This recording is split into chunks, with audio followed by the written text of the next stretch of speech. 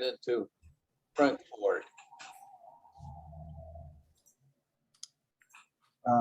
Watching those, to me, a slideshow of how the crank gets made.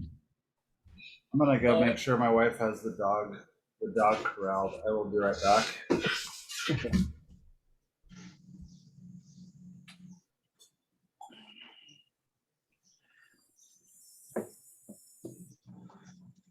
So Dan, I can, later on, I could go out in the shop and look at, see what taper that is on the drill press. And what? Well, you wanted to know what taper it is, Yeah. which Morse taper. And then any chuck you can get that'll fit on a Morse taper adapter, then you could use, I suspect. But it's such a small taper. Well, that's the whole business, yeah. Have you looked for a different one? So you look for a number 2 Morse taper chuck that has a bigger capacity? I don't know what Morse taper it is. I don't think that's not a number 2. On the I electromechanical, don't know what, it may not even be a Morse taper. it's a Morse taper, but I think it's like number 1 or something. It's really teeny. And with yours, you used the chuck that came with it? I have 2. One I use a different chuck, but same taper. Does the different chuck open to a bigger bit? Nope, What's the max you can get in your chuck? I don't know. I'm not interested in it. Sorry. So maybe 330 seconds. Maybe more. Maybe. Oh, I was thinking 8. I've set both drill presses are set up permanently to drill just 16-inch holes. That's all they do.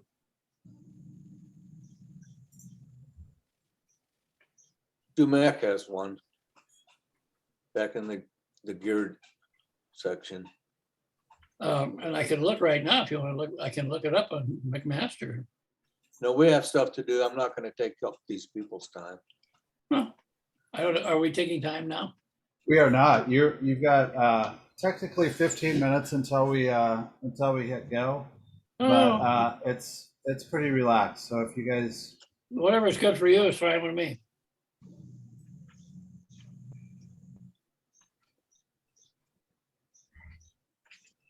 James Gay, how are you doing? I'm doing excellent. Thank you for asking. Yeah, man. Good to see you. Yeah, good to see you too. Glad to be back in the United States. Yeah. Hi, James. What's up, Chad? I know that voice. What's up, James? How are you? I'm good, everybody. How's everybody doing this Saturday? Doing just fine. Pretty good Sunday so far. Sunday. My Saturday was okay too. But my fellow San Diegan. I'm gonna say something again. I'm gonna say it again before we start. When we get rolling, if everybody except for me and Dan and Frank can mute, you're welcome to unmute and interject at any point if you'd like. But just try to keep it muted so we don't get the incidental dogs barking and hair clippers clipping and whatever it is you guys get up to. You ragtag luthiers.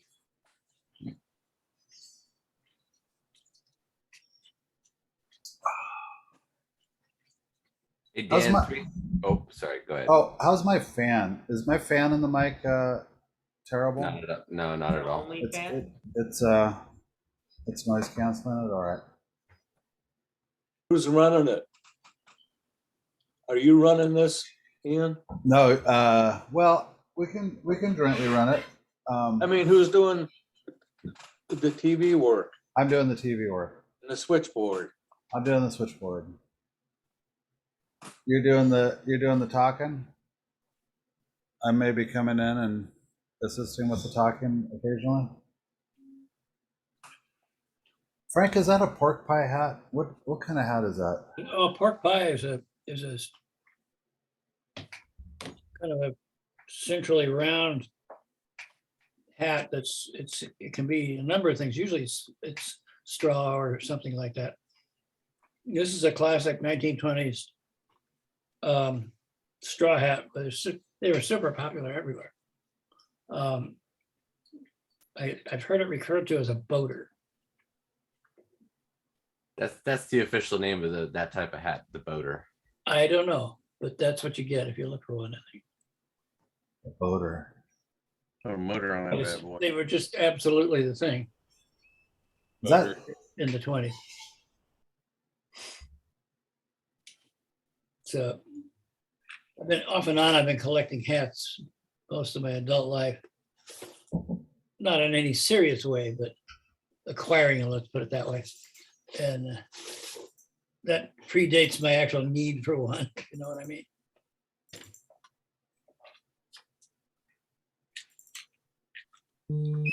So I think I probably had this hat for about, I'm gonna guess about 35 years. It just hangs on the wall until today.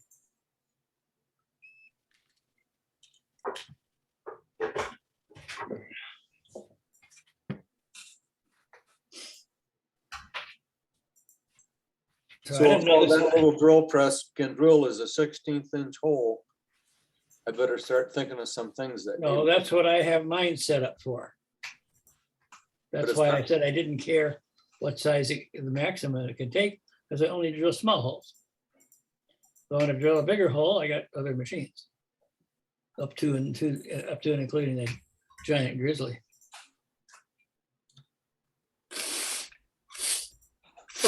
Excuse me. Are we seeing? Is everybody seeing the beginning of a milling operation here? That's a little Yeah, close. perfect. Yeah, I see it. I'm not sure what I'm looking at, but yes. Yep. Is it obnoxiously close on the Zoom screen? No, I think it's perfectly fine. It's a really nice big shot. It's, Okay. you start to realize how let's say non-detailed my photos are sometimes.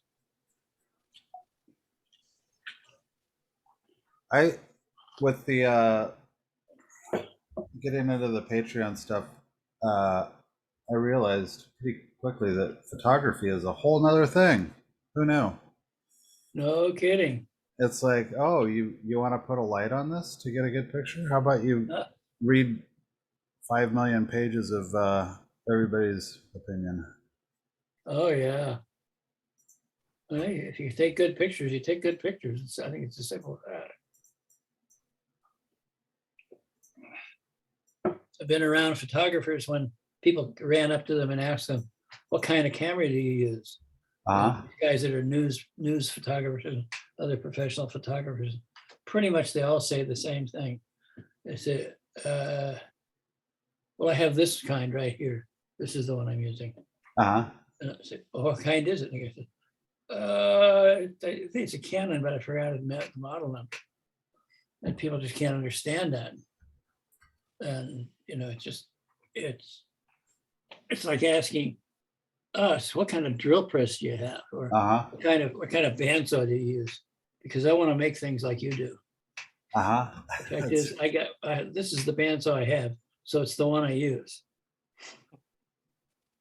But it's like a photographer, it's all in the eyes. You know, it's the eyes and the brain and artistry of the Guys have it. I feel that way about guitar pedals sometimes. I know they're big right now, but at Lark Street, I worked at Lark Street Music, and we had a fairly decent pedal case, and I felt like putting a little sign in it that said "Go home and practice." Well, guitar pedals are kind of cool though, because they become an interesting collectible just in themselves. Yeah. Yeah. One of our pals has, I think, 1,500 of them. all different.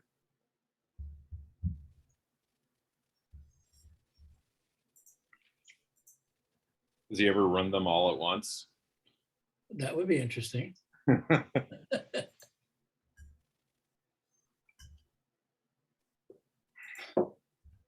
I never had a foot pedal. Neither have I. I was before that. I never played anything plugged in, so I'm still there. That makes it easy. Or hard, depending on what you do. Limiting is what it is. My musicianship is extremely limited. I think I got into acoustics just because I could never figure out how to get an electric guitar and an amp together that suited me, and it just seemed overly complicated. So I just like, acoustic guitar, you just strum on it, whatever comes out, you know, like. Oh, of course, it's all in the hands, isn't it? Well, for some people, yeah. For me, it's all in the I think avoiding other people listening to what I'm doing on the guitar. It works.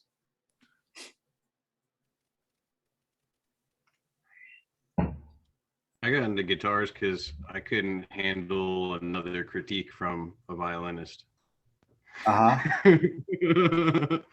It killed me, man. It like at like 19, I had like a grown ass man tear my first project apart, and I'm like, thanks, man. It's like, y'all are just rude. Did you go to violin school? Nah, no, I built mandolins and violins with my grandparents growing up down on the hills in North Carolina.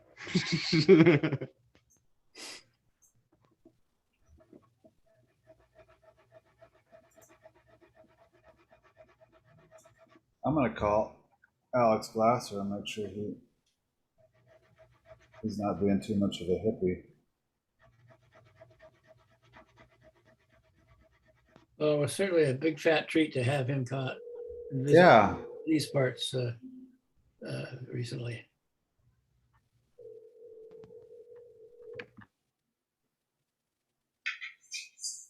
Yeah, what's up? Yo, you hopping on? What? You hopping on? No. Oh, am I hopping on you? Okay. Yeah. Here, I can do it right now. All right then. Hippie. Yeah, there's a hippie. Oh. How long did you and Alex work together? I don't remember. I'd have to ask him. Who of your crew? You know what they say is that as you get older, there's one part of your body that deteriorates. I just can't remember what part that is. I want to use that if I remember. Who's your longest employee? Oh, in the repair shop. Oh, in the repair shop? Yeah. Oh, Brian. Brian. Brian Michael. Yeah, he's an RV guy, or was, and he joined the troops, joined our gang quite a while ago. I don't know, I'm going to say 15 or more years ago. RV meaning Roberto Van? Oh, excuse me. Of course. Oh, okay. And he was a star student down there. You know, and one of the reasons that I started going down to, one of the several reasons I started going down to do the every 2 years kind of stand and deliver down there was because I would get to know the crew better, the people who work there, also the new students, and I could rely on them to, if we needed a person in our shop, I could rely on me to say, here's, pick up the litter, man. How about you? So it was an HR. You were HR department for right. Gryphon. That's right. Yeah. And look at and a good one, this. too. We're And getting so Alex was another one of those. You know, Alex set a record there. At Roberto Van? Roberto Van, yeah. is they, on opening day, they have a orientation kind of lecture. And they're giving a lecture, and one they do is they talk about, what their facility is and what the different guys do there. And they said, oh, there's Bart in the office, and he'll be the guy you'll want to talk to after you graduate to, help you with placement. So a couple of minutes later, Alex left the meeting and went down and asked him, so where's my job? Okay. Bart says, you haven't even graduated. He says, that's okay. I'll be top of the class. And he was. Wow. Yeah. Wow. A born luthier. Well, Alex is a real, Alex Glass is a real timid, retiring guy, right? Yes. Yeah. You guys must have got on quite well. Oh, I'll tell you, he was just an absolute delight to have around in every sense of the word. Were you getting paid to go down and do your work at Roberto Event? Did they provide any kind of? They would pay my expenses and a very tiny amount to do something, but they would just pay and expenses consisted of travel and lodging. Lodging was in William Eaton's daughter's bedroom when she was out of town. I slept on this sort of kid-sized bed. Some Barbie sheets, maybe. Oh yeah, something like that. And it was extremely simple and perfectly fine. That demo was the highlight of my time there. So thanks for doing it. Thanks so much. You got out to Red Wing too, right? I did one time, yeah. Oh, only once. Only once. That was a fun thing. I enjoyed it. I think they enjoyed having me, but the cost is a backbreaker for them. Yeah.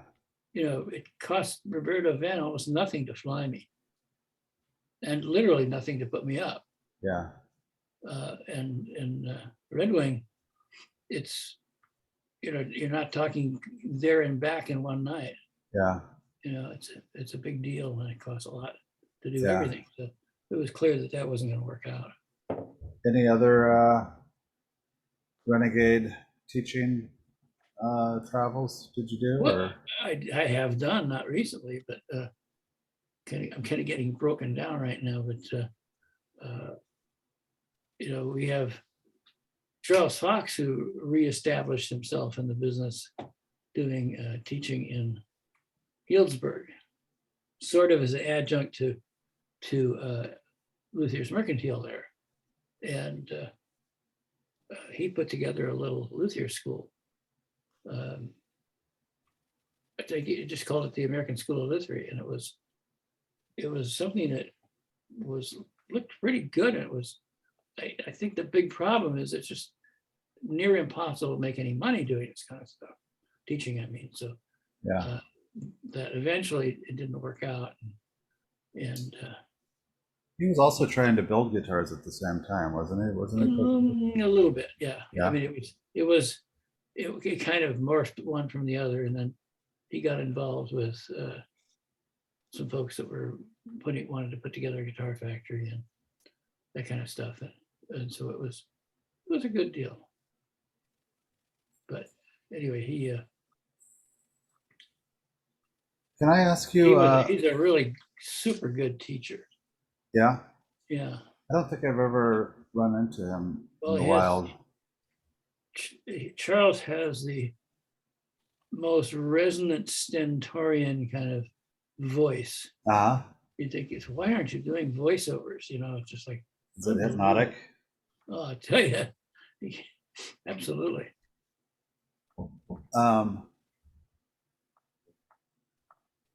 I have a question about when I came up, like there was not a lot of internet. There was actually no internet. And so the guy that I worked for actually had everything ever written on guitar repair and guitar luthiery. And I was very fortunate in that. And some of that included pretty much a complete collection of Fretz magazines. And I think my first hearing of you was poring over these Frets magazines and reading some of your repair articles. Oh my gosh. Frank, That's a good long time back. Do you, Frank, you see me? Oh. Alex, Frank, can you see I can hear me? you, but I don't see you. don't worry, you know what I look like. I got them pinned. Alex, you look good, man. I look the same as I did 2 weeks ago. Did you just do a nickel and chino or something, or what's? I got my wife beater on, my Sunday wife beater, because it's hot out. And I was Alright. in the garden and running errands all morning. All right. So I was just talking to Frank about Frets magazine, which, Oh, yeah?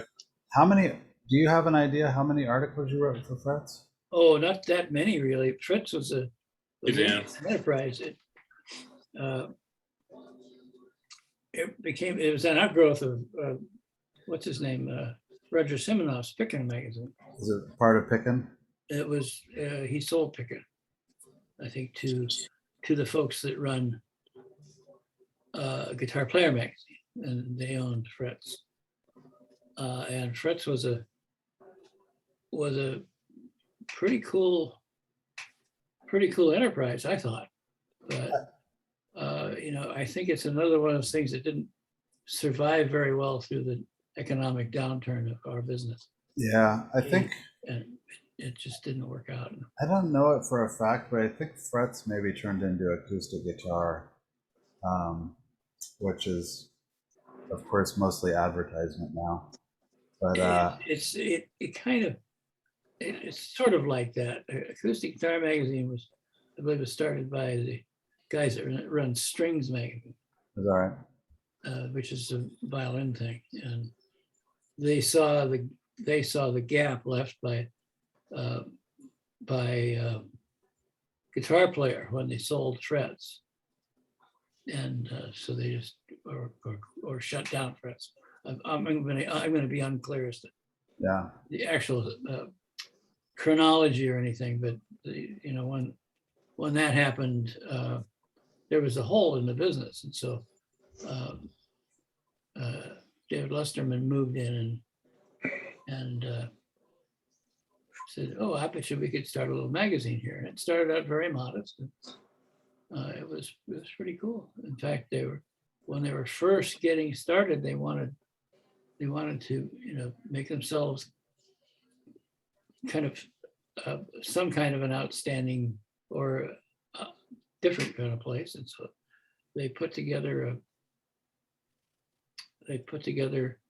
a magazine that was fairly well structured, but I approached them about doing a column, like Dan has, and they said, no, we're not going to do columns, but if you know anybody who's a guitar builder that would be interesting to us, we want to do a one full color article, internal article, or interior, or whatever they called it, article about a guitar maker.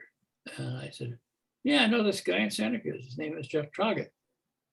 And so they and he got together and did this really nice, comprehensive article on Jeff's work and his ambitions and all that kind of stuff, with lots of photos.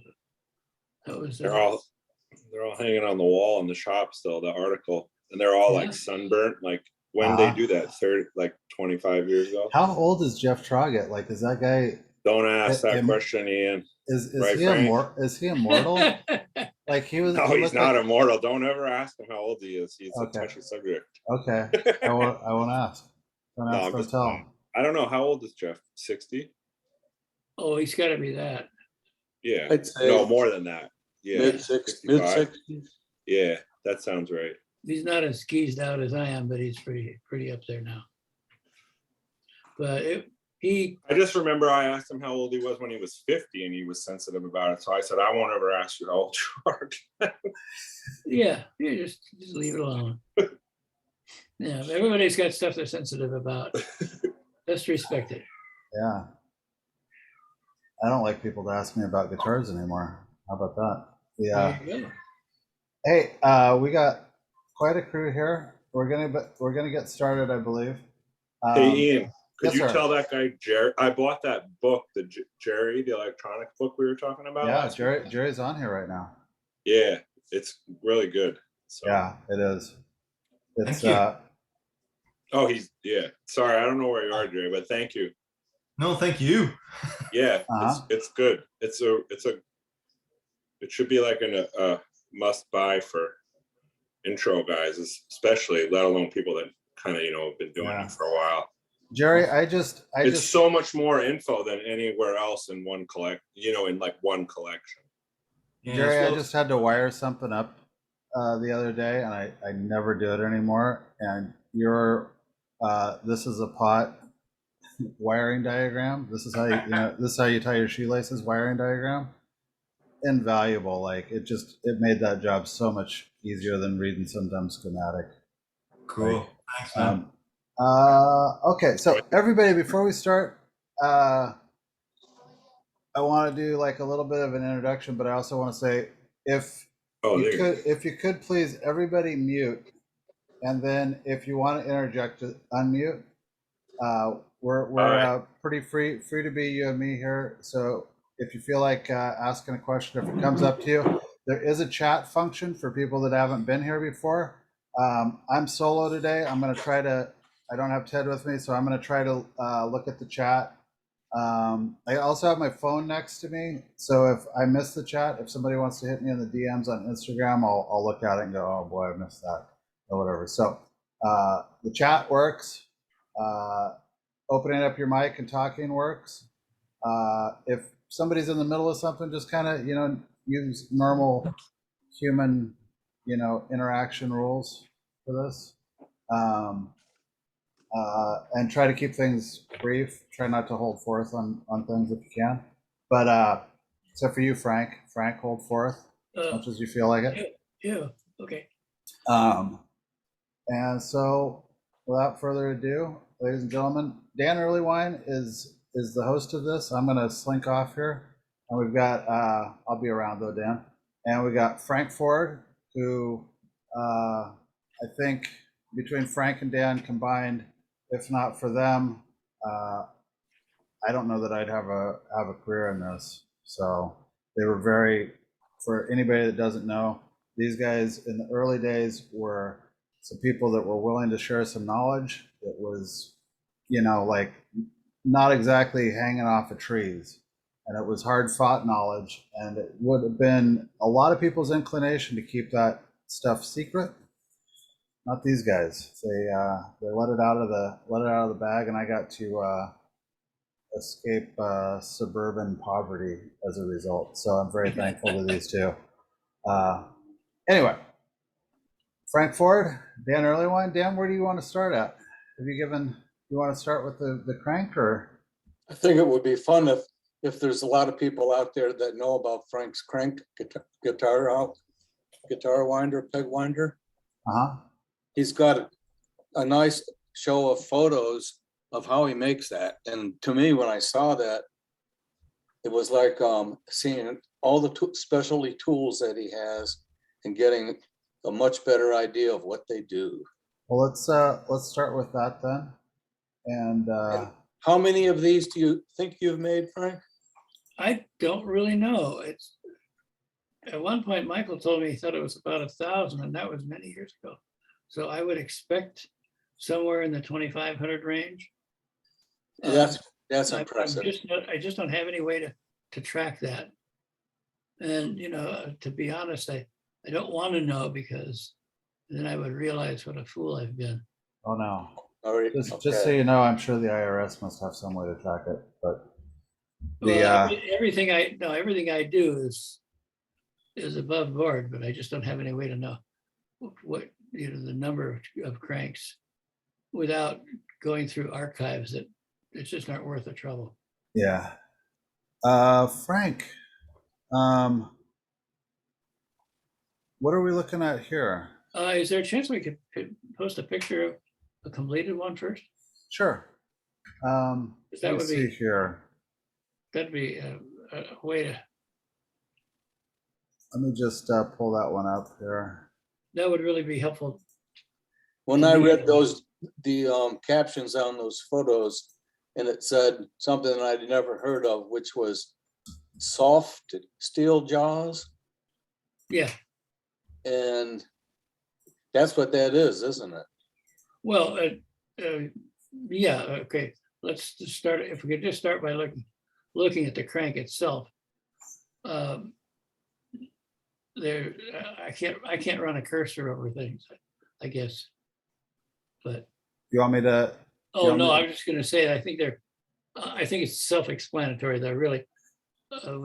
We have a mechanism here that's just got a limited number of parts, really. The handle that you've got the cursor on right now is an acrylic plastic. I've made them out of wood as well, and it slides over the bearing, which is an aluminum tube or a hollow aluminum rod with that sort of decorative end there that then pokes at the ball, and the ball is a 1/2-inch brass ball drilled to be a joint between that crank handle and the bearing, and then the arm that goes into the head of the crank. And then there's the head, what I call the head anyway, which is the body of the crank. That's the body, as much as I would describe it. And then the head of it is a soft polyethylene.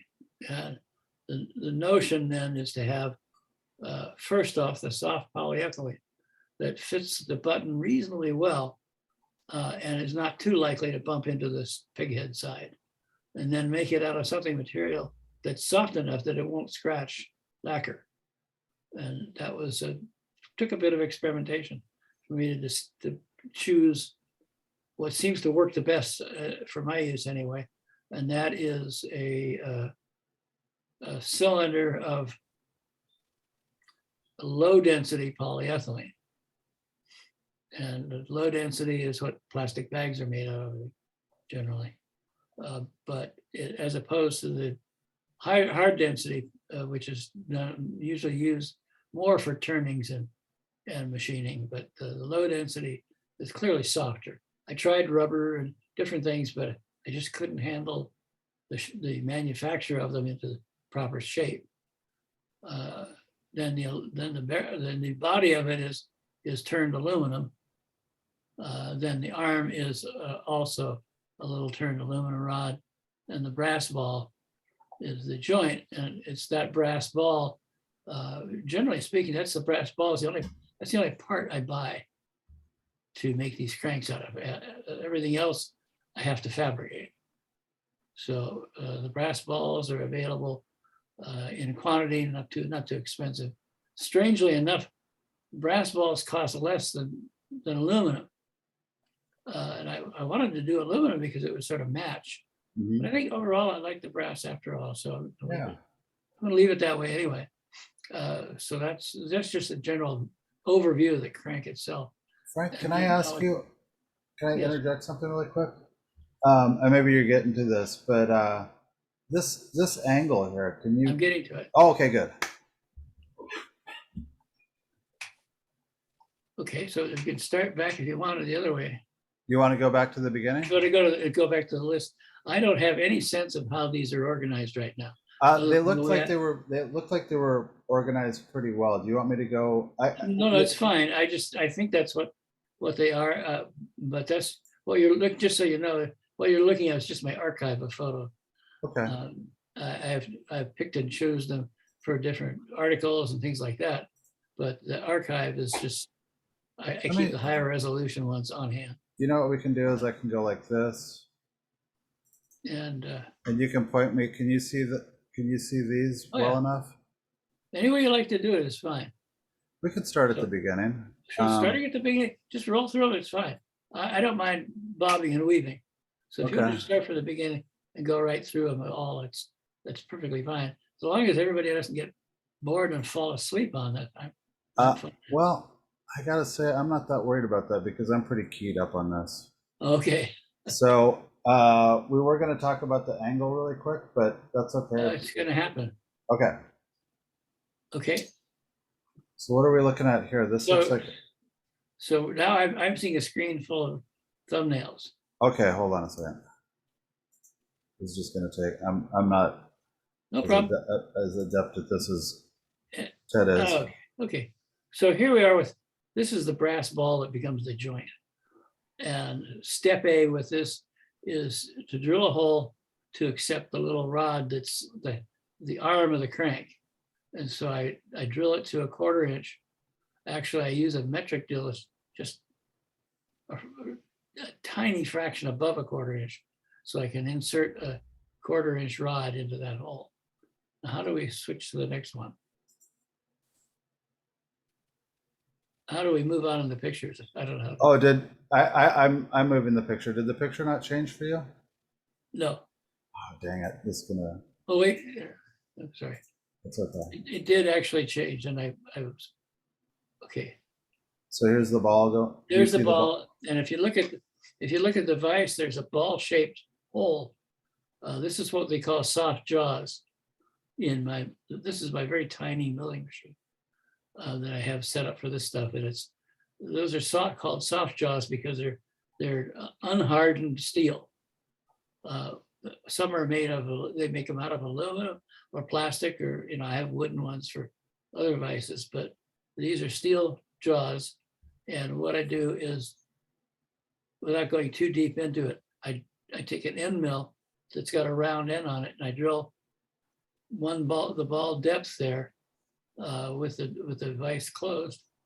And then when I put the ball in, the brass ball in there, I can close it down as hard as I want and not scratch or distort anything. So the first step then is to drill the 1/4 inch hole. Are you seeing the drill bit going into the ball now? Okay, Now cool. looking good. I'm drilling just drill the 1/4 inch hole in the ball to accept that little crank arm. And the ball doesn't spin? No, because I gripped it in the vise.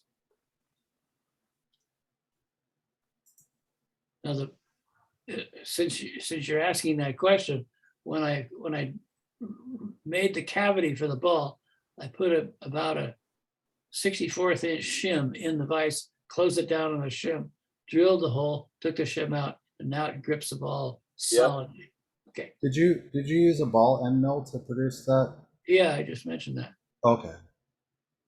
Mm-hmm. And so here we're looking at the. So there it is. There it is, just drilled out. It's just a little ball, and I drill it pretty darn deep. The next thing that happens is in goes a drop of Loctite 609, which is a green bearing retainer. It's a permanent retainer that's supposedly has the same strength roughly as a real solid press fit, and it does hold very, very well. Loctite is not the same as superglue.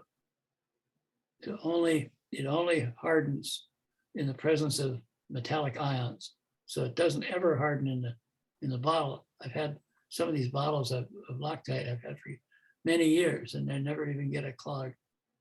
Oh, that's good. I had a bottle the other day I was looking at, and I was like, is this thing still good? As far as I know, it's good until you lose it. So in goes the little rod. It can be a tight fit, so I press it hard. That's a big heavy 6-inch Wilton vise there. I think the vise weighs about 150 pounds. And it has soft jaws in it too, that I made. If you see the notch for holding round things and stuff like that. And I made my jaws a little oversized. So I have one of the only 7-inch Wilton vices around now. And okay, so it gets put in there, and then I got to wipe it all down because that stuff gets everywhere, and it hardens on the outside really nicely. So here's a shot of the soft jaws, and you can see the rounded indentation for the ball. because I just reusing these jaws for the other operation. And then you can see that there's a 7-degree angled slot that I milled in it. And at the end of the slot, it's milled with the ball on both pieces. So I can stick the rod in there and just shove it right up to the ball. And you can see how it fits right in there. And That's then I'll pretty close cool. close the vise down on it nice and hard. And so I've established an absolutely solid 7-inch angle. 7-degree angle, excuse me. Then I can drill it for the bearing, which is actually 3/16. Now it takes a while to get set up on these machines. It takes a good while to get every bit of this so that each hole comes out the same. So it takes a while to get the cross slides and everything and the down feed and all of that set so that I can just do routines of doing the balls reasonably quickly. So now the ball is getting drilled out for the rod that will be the bearing. The bearing rod is just 3/16 cold rolled steel, and I buy lengths of that down at the steel yard. I don't buy anything special because it doesn't need extra great clearance. So I got these really heavy bolt cutters that are for bench mounting, so they're sort of built inside out, but they are absolutely great if you need to just bite off a whole lot of pieces of anything. Lord, that thing's looks pretty serious. Oh yeah, it'll do what it needs to do, and I can crunch through all of these things, and as you can see, I've got cardboard boxes down there to catch them because you snap through it and the piece just shoots out. So I fill up some boxes of that, and so that gives me the rods, which have a really bitten, nasty end up. So I give them over to the old belt sander and deburr and straighten up and chamfer both ends. Get rid of all the deformation that's caused by biting it in half. What kind of abrasives are you liking for metal work on this? Who's your brand? I don't know. Okay. Is that like asking what kind of camera you use? It's afraid so. Well, it's just like different ones. So for general use, I just buy kind of regular things. If it's belts, it's going to get a lot of hard use. There are some cubic zirconium braces, belts that'll just rip through anything for hours. Yeah. Or there's ceramic ones too. They're real monsters. But I find most of the time I just use, for McMaster Carr, I just use a good quality belt. This is one of those knife grinders that takes a 2x72 belt, and I have it rigged up with a flat platen, which is not commonly used for the knife making trade.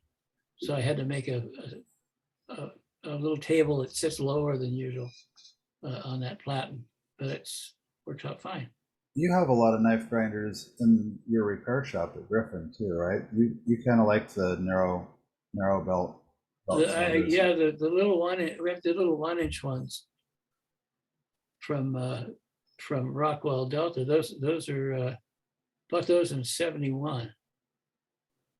They're absolute workhorses. They've had more mileage on them than anything else. Just amazing. It's interesting because my instinct is always to get the biggest belt sander you can possibly get, and then it's like, oh, what do I do with this thing? Well, we have a 6-inch Rockwell too. It doesn't get anywhere near the use. And I hate to buy the belts; they're so expensive. Yeah. So there's a before and after shot. A little chamfer. Yeah, just the idea is just to get it in the hole without damage. So now it's the 7-degree angle is established. By the way, I did cut the arm piece to precise length, so the ball would come out in the right place. On the bearing rod, I don't cut them at all. I leave them over length. maybe by a half inch or something. So in goes more Loctite, in goes the rod. And now there's the aspect of it. Cool. And I made a cross-sectional cut just so you can see how it looks inside. I thought that was kind of fun. That is fun. So now you can see that one rod actually locks into the other. Locks the other, so it would be, you'd be. And there's no need for that necessarily, but what the heck? Yeah. Well, no problem either doing it. I don't imagine that's ever going to come apart. You can break, of course, but that's it. Yeah. And out of focus. That's okay. So that's my little name stamp. And to get the name stamp on the little arm turns out to be not a trivial job, because you say, well, you just stamp it. Yeah, just make sure you get it exactly on center and aligned. Oh, it turns out not to be so easy. So I had to make up this little fixture that holds the stamp. And you can't see it right now, but there's a couple of neodymium magnets embedded in it. If it makes you feel any better, when I got my crank, the first thing I did was I looked at your name and I wondered how you did that. Well, that's the way. And then so I had to even mill out a special table for it to make sure that everything lines up. And how'd you get the stamp made? Did you send out for that? How about stamps.com? Stamps.com, you said? Or it's something like that. Yeah. Steel stamps. Maybe steelstamps.com. Okay. There's a number of websites that'll make these things for you any way you want. Big ones, little ones. Send them a drawing. They can do it all. They're doing all this, obviously, CNC kind of machining and things. Dan, it occurs to me that I'm hogging Frank up. Do you want to say? Is there anything in here that you want? Well, I'm just fascinated by the show. Okay. Do you have to? Is there any cleaning of these parts along the way? Do they get oil on them, or is that not an issue? What they get is Loctite, and I have to wipe them. I have to wipe them with acetone. Acetone takes Loctite off. All right. Yeah, while it's wet, it'll eventually dissolve it. Otherwise, it's best to catch it while it's still not dry. So there's the little stamp. I believe you, some of these routines took a right smart while for me to work out, because I'm not a real machinist. I just make things, and if they don't work, I make them another one until I get them to fit. People always ask, could I have the drawings? Well, there aren't any drawings. Say, why not? Because I can't draw. The only exception to this right now is I did have a friend use a CAD program to draw up the heads for the bodies for the different cranks. And so I can, if I need to, I can send them to a machine shop and have them made in quantity. But that's the only part that fits that description. So this is just a half inch. This is Is that a special chuck you got there? Yeah, what about that chuck? I've never seen. Is that a special, the whole head that you put on? It's a drill chuck on the right and a collet on the left. And the collet, is that the only way you hold stuff in that lathe is with collets? Given the choice, I would never use anything else, because you could, with a collet of the right side, you can clamp down really hard on anything without a nick, a scratch, or a problem. Plus you got. So what's the right size? Well, I probably have 200 collets. Plus you don't have all that apparatus flying around too. That's a lot safer. Yeah, you can reach right in there and do whatever you need. So given the choice, I would do everything in collets. Most of the stuff I turn on the lathe. I mean, the lathe weighs just under 2,000 pounds, but I never really make anything bigger than maybe 2 inches in diameter. it's supposed to turn 11, but I don't feel comfortable with that. You bringing guns to knife fights? That's As fine. well, yeah. But this is How long does it take to change chucks? Collets? How fast can you change it? to change one? Mhm. Probably takes a minute. Because it's a lever actuated collet. So I have to unscrew this collet, let it drop out, put a new one in, and put it on. It's not inconvenient at all.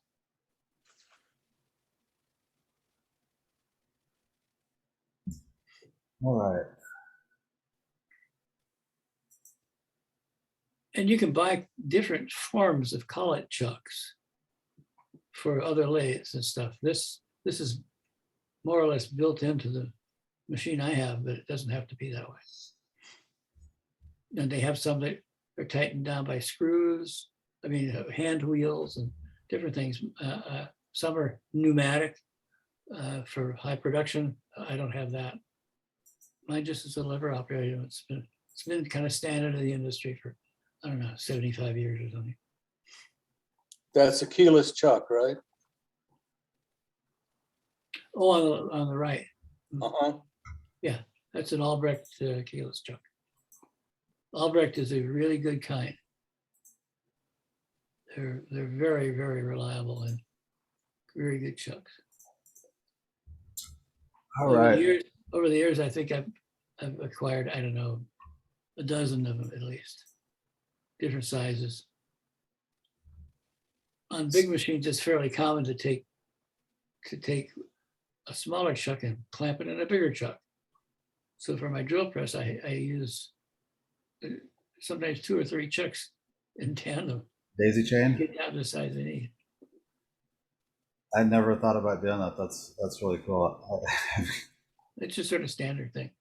Is it? That's what I get for not And picking on machine shop. lathes, it's not unusual for people to use like a 12-inch lathe chuck with a 6-inch lathe chuck in the middle of it, just held there to grip something that's too small for the big one. Cool. What's happening with the countersink here? Oh, so now I take the countersink and I drilled a hole through the piece, and to do it, I have to flip the part because I can't drill that deep. And so the countersink is just to accept the ball in, and you'll see as we go. So once I've got that in there, I'm going to turn the shaft down. I've drilled the hole. I've turned the end of it down. I've countersunk the end of it. And now I'm turning the shaft down from a 1/2 inch to 5/16.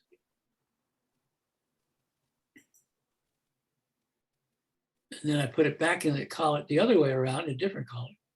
And I go at it with what's called a form tool to get that radius cut.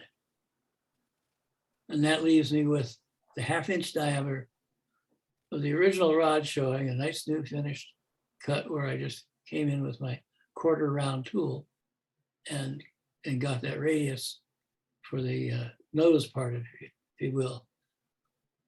So now the nose is finished. The length of it is finished, and there you can see the stages.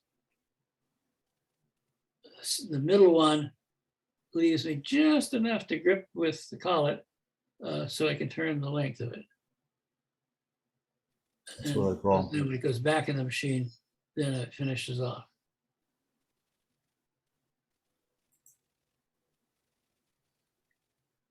So this is ready to go. So that one's ready to be assembled. Any polishing on that, or is it straight as it comes off the machine? They'll be polishing later, but that'll come to that. Next is some of the great white lithium grease that does such a nice job.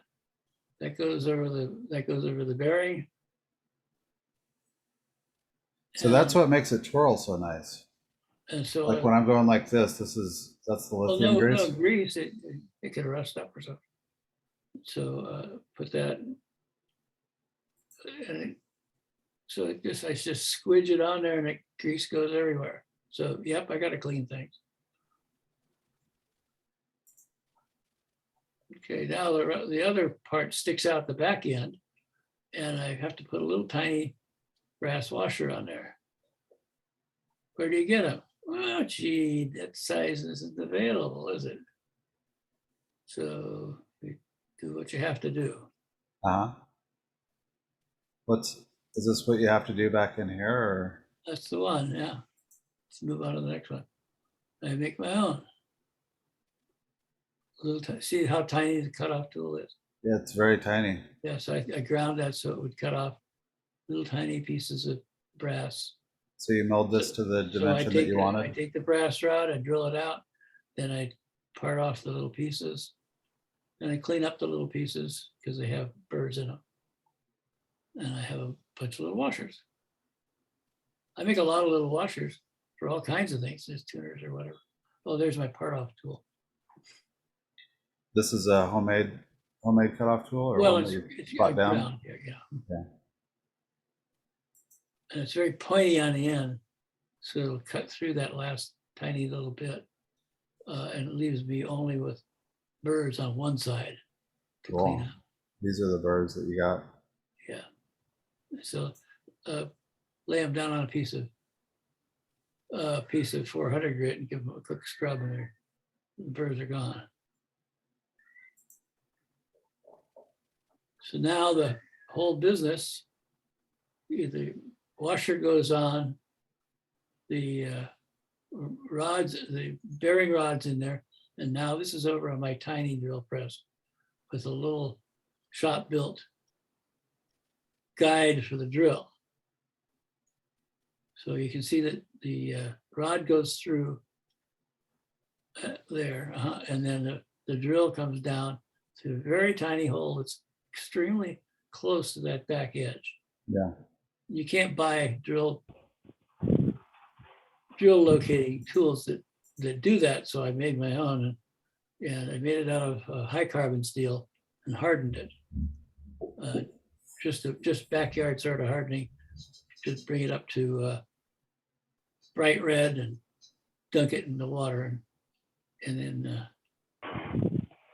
it's a much harder steel, so I can drill a few hundred of these holes without damaging the rod that much. Flo, Damaging the fixture that much. Flo, if you were unmuting to try to ask a question, I'm sorry, I just remuted you. So you're basically making kind of a homemade drill bushing kind of. That's exactly it. Apparatus. Cool. Yeah. I didn't even think about making my own drill bushings. That's a good tip. And then we've got some. So now we've got a little roll pin. Those little split. There are the little split pins that they're springy and they go right. So you see them everywhere. Yeah. And you just balance it in the hole. And you can't see it really, but I've made a 16th inch hole in the end of the plier, so I can grip that pin right at the end.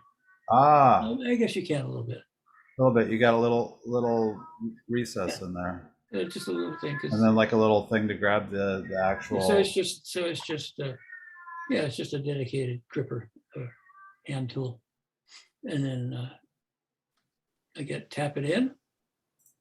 Tap in the rod into the. Tap in the bushing. I'll get it right. Tap in the split pin into the rod, and that's my stop for the thing sliding off the end. Cool. Are you able to actually get those in the right size, or is there some kind of elaborate mechanism for getting your split pins to the proper dimension? Oh, it's perfect. No problem. The 16th inch one is designed to go into a 16th inch drilled hole. Awesome. And so I just used buy a 500 of them for a couple of bucks, and they're off and running.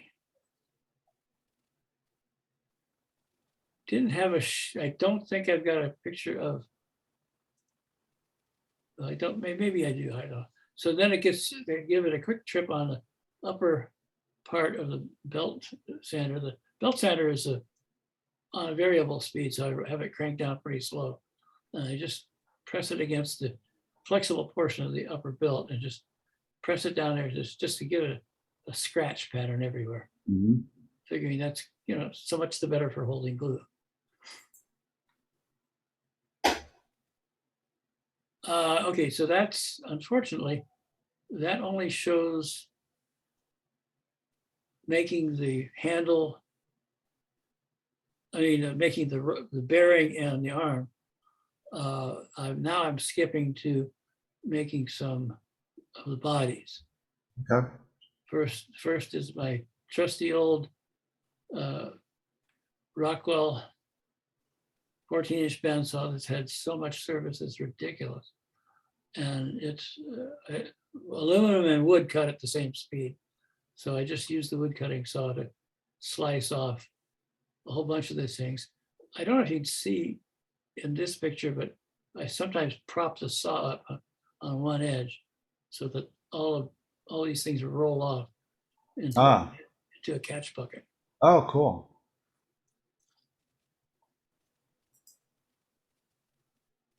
Once I got the pieces, then I'll face off the end.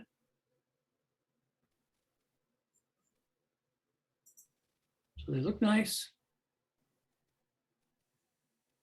They're still not cut to length, I don't think. And then on the other side, I use it, end mill. I've got, as you can see here, I've got, this is for the big mill. I have a pair of soft jaws with the 3 different size cylindrical recesses for the 3 sizes of cranks I make. And then I'll go down through the middle of it with a end mill of the appropriate size, and drill it. And it takes a good while to get that thing exactly centered with the XY table and everything. I'll lock the table down solid, and then I can clamp one after another, drill them and to the same depth and have a consistent result. Cool. Are we ready for the next one? And so this is the recess for the head drilled into the back side. The other side's still just flat, and the back side's not. So then it goes back into the lathe for a chamfer on the head to of the body to allow the plastic part to be pressed in there without snagging. Sure. There you can see the little recess on those. This slip is what you're talking about? Yeah, and you notice part of it, some of these things look pretty, they look pretty rough from the outside, but that all gets, pretty much all gets changed.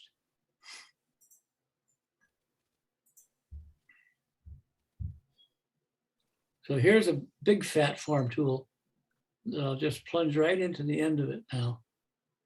This is with the open end clamped and the solid end outboard. And I just cut a recess into it to give it that decorative sort of look. How satisfying is that cut right there? That looks like it's highly satisfying. Of course. It's wonderful. Form tools are wonderful. They're kind of fun to make. Yeah, they take a long time to make, strictly by hand. But you can just, one after another, you can do these cool little shapes and stuff. I think if I was to produce that cut, I might pass out from self-satisfaction.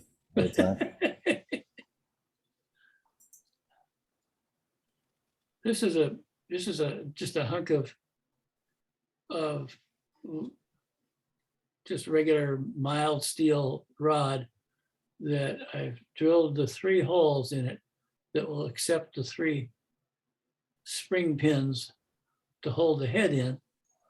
And as you can see, I've milled it so that it has a flat has 3 flats and 3 holes. And if I lay one flat down, then a hole comes up for the other side. So this is just a quickie device to index the holes so I can get three holes for the pins that look roughly even in spacing. And they're quite even in depth. That is to say, from the edge. Back on my tiny drill press now. That thing's a workhorse. And this is actually the other one. And then I just drill all these guys to accept those end pins. The only trick here is that I like to get those things lined up reasonably well. So I try to be careful to make sure that the hole for the rod is aligned with the first pin. You know what I mean? So that it just makes it look a little nicer. So 3 holes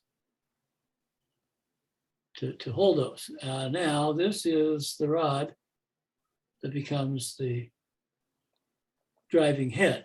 And this is just whenever you buy polyethylene rod, it comes to roughly the right shape. So you need to turn it down to be as precise as you need. So I'm going in here with a straight flat cutter or bit. I mean, and it's kind of hard to see what you're looking at, but that the leading edge of it, the cutting edge is a very acute slicing rather than scraping angle. So it really just cuts it really nicely.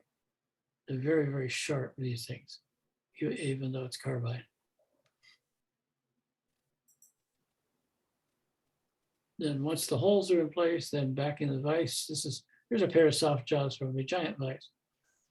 These soft jaws have worked for years and years and years. It's just birch plywood with leather laminated on. So same gripper, same tapper, just tap them in place. Frank, was that your own idea to modify those needle nose to grab those pins? Sure. Yeah, you squirt a few of them around the room. You'll do that too. You'll figure it out. Oh my God.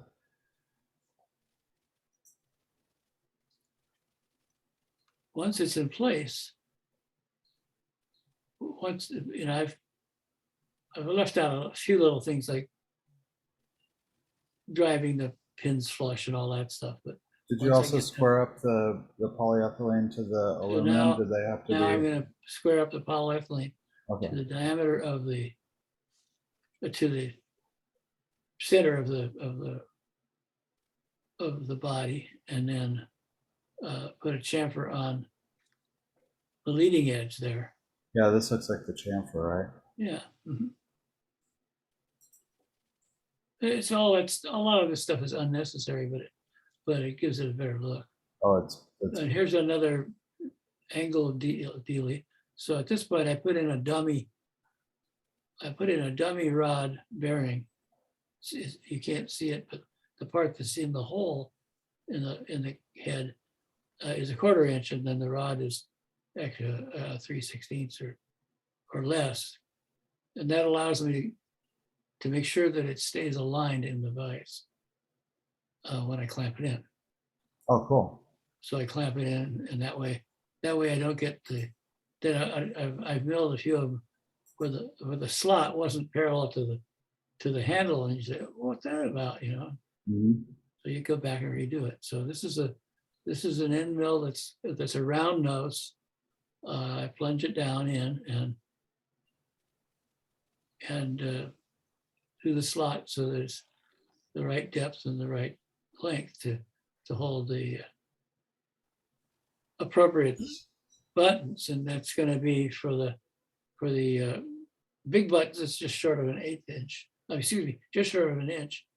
And for the smaller vintage ones, it's on the order of 800 thousandths for the length of the slot. And I've set some hard stops on the XY table so I crank it over, bump one, crank it back, and bump the other. And that way I can drill a hole plunge it, drill it, and pull the thing out and have it all the same on each one. Did you survey just a ton of different buttons to come up with your size for the guitar one, or Well, did you? I grabbed as many of that made any sense to me. I admit that I did leave out the really oversized classical butterfly buttons, the really thick ones, and the one that I sort of regret having left out was the famous Grover. Imperial. What's the Grovers? What are they called now? I forgot. The ones that go on like earlier L5s and things. That the Art Deco ones. The Yeah. Imperial. The Imperial. That's the one. Thank It's you. wide, it's skinny and wide. Yeah. Right. Yeah. I modified little plastic ones, so I just have them. I don't need you to dick with yours. I just took like old plastic ones we had lying around and chopped them, and Sure. and then they still sort of work. Oh, sure. No Yeah, one I mean, needs that. Nobody needs any of this. All right, I'll shut up again. Nobody needs any of this. No, thanks, Alex. I Thanks, appreciate it. Alex. Thanks for Yeah, I jumping in. appreciate it. So if you needed to, do you think you can build a Frank crank entirely out of Loctite? I'm kidding. The so Loctite for the what is it? What's going on here? So Loctite then holds the rod in the arm into the body, and that's another fit that can be a little tight or probably won't be. Usually it's a little loose, and press that in, and the Loctite squirts out.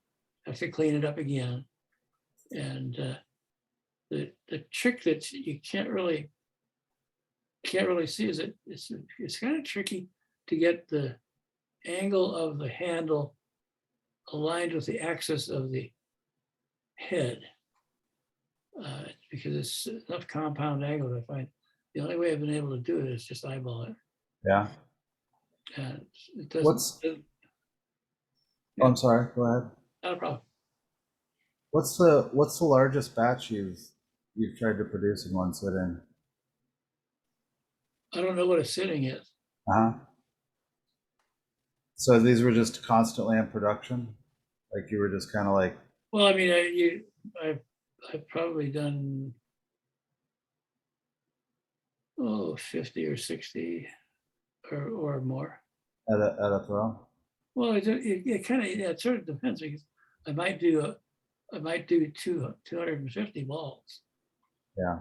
And just have them in a stash, and then put the things together as they go. So it kind of just depends on the part, really, more than anything else. Did you ever do a time study on them at all, or was that? I did. Oh yeah. That's the reason I'm guaranteed that nobody's going to bother. Does the Loctite work on brass, metal, and aluminum? Beautifully. In all combinations? Well, all is a big word, Dan. Just with those three? As far as I know, it does on any metals. It's a little less happy on some than others, but I actually don't know which. But it is not the regular red, is it? No, it's green. Green 609. Green. 609 bearing retainer. Sometimes I'll use 680 or 648. But the 600 is all bearing retainers, and they vary a little in viscosity. Like super glue does. Frank, are you making the handles on the metal lathe as well? Oh, there's more to that. Okay. We're not there yet. Okay. Sorry. That's all right. So this is this is about the point at which I would call it getting ready to have a handle on it. Okay. There it is with handle on it. That was quick. What are we looking at here? Is it, I'm not sure exactly there. I'm gonna say that that's just a picture.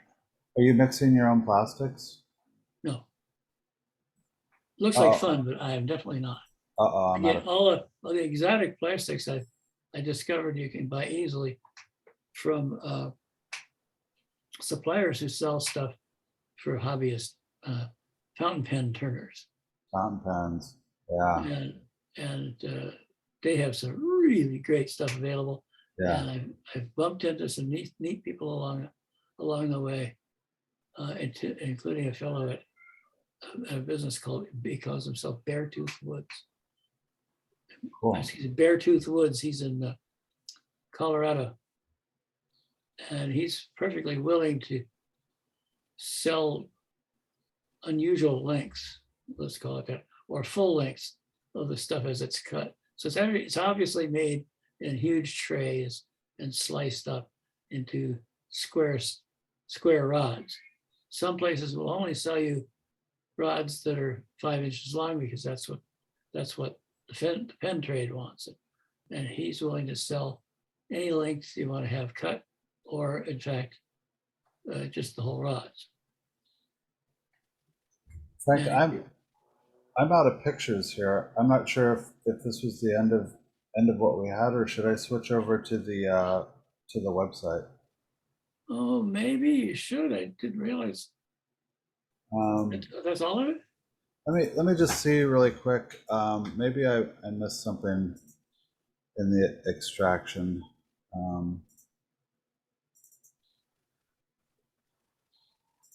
No, I haven't looked at that batch of pictures in forever. So I think unless I failed to download something correctly, I think that was it. But there's the website. I thought they would be on the website, I think, but let's see. Let me see here. I don't see anything with the handle being made on the website either. Oh no. Let me just make sure I'm looking at it at the right place. So this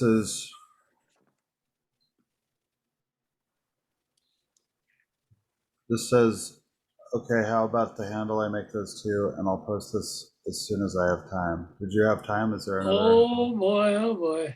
That's all right. Let's see. I think you may have just screwed up here. It's all right. We can move on to other stuff too. We've got tons of stuff to talk There's about. probably a lot of people would have questions too. Yeah. Why don't we do that first before we look for the handles? Does anybody have any questions for Frank? And I want to open it up to everything, not just crank related questions. Does anybody have something they've been dying to ask Frank their entire career? God help you if you are. I have a comment, not a question. Okay. Hey, Frank, my name's Grace. I am a huge fan of what you've presented to the community, and just thanks. Thank you. Sure appreciate it. I sure appreciate that. It's I like to make sure that Dan gets the credit though. Because without his influence, I wouldn't be doing this. Is that right? It's absolutely right. How can you explain that just a little bit? Oh, absolutely. It was about 1994, I'm going to say. 94? Yeah, it was 94. And I got this phone call from this guy I'd read about you for years, and he says, "I'm Dan Erlewine, and I'm coming to the Bay Area to do an evaluation of some guitars for Acoustic Guitar Magazine." And I wonder if I could stop by and visit your shop, because I've gotten permission to stick around a little while longer and visit local people, take some photos for the trade secrets part of Stu Mack. And I said, yeah, absolutely, love to have you, you know.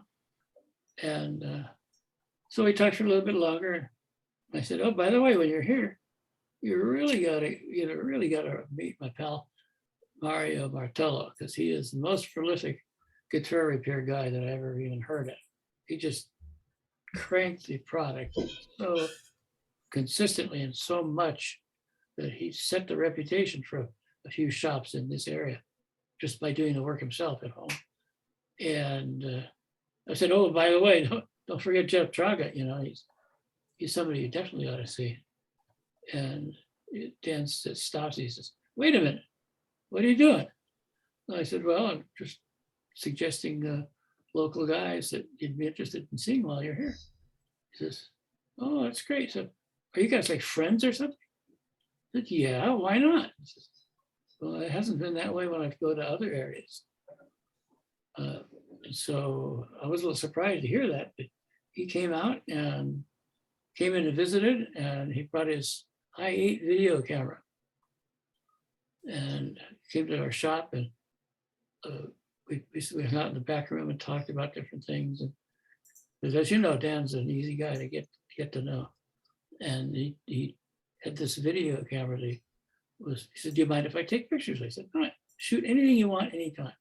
And so he wandered around the place, upstairs, downstairs, all around with this camera, just sort of waving it around in the most casual sort of way. I finally had to stop him. I had to say, you know, the way you're panning this around, do you think you're going to get something going to be viewable? He says, oh, I'm not taking videos. I said, really? And he says, yeah, we'll crop this for stills. And this gigantic light bulb went on in my head that, wait a second, I could do that. You know, so it didn't take long for me to go out and get a high-end video, start doing it myself everywhere I went. I wandered with this thing and I grabbed stills off of it. And if you look at the earliest pictures on the frets.com website, they are in fact stills that I took from a high-end video. I think I may mention it. And I just thought that was brilliant. And it worked so easily. And so that was the beginning of my actual doing photographs. I mean, I've taken photographs over the years, and I always had a decent camera, but the cost and delay of processing the film just put me off it altogether. So I'm gonna spend that money just to have these silly pictures. And now I look back, I wish I had, but I didn't. And so as soon as digital cameras became available, I started getting in deep with those. I went through a whole series of different ones. Up until I finally got an email from a fellow who we've known for years, who is a kind of an environmental fund administrator out of Australia. And he said, would a donation be helpful to your website? I said, yeah, I'd like a donation. He says, well, okay, I'll send you some money. So he sent me enough to buy my first Canon digital SLR. And that just changed everything.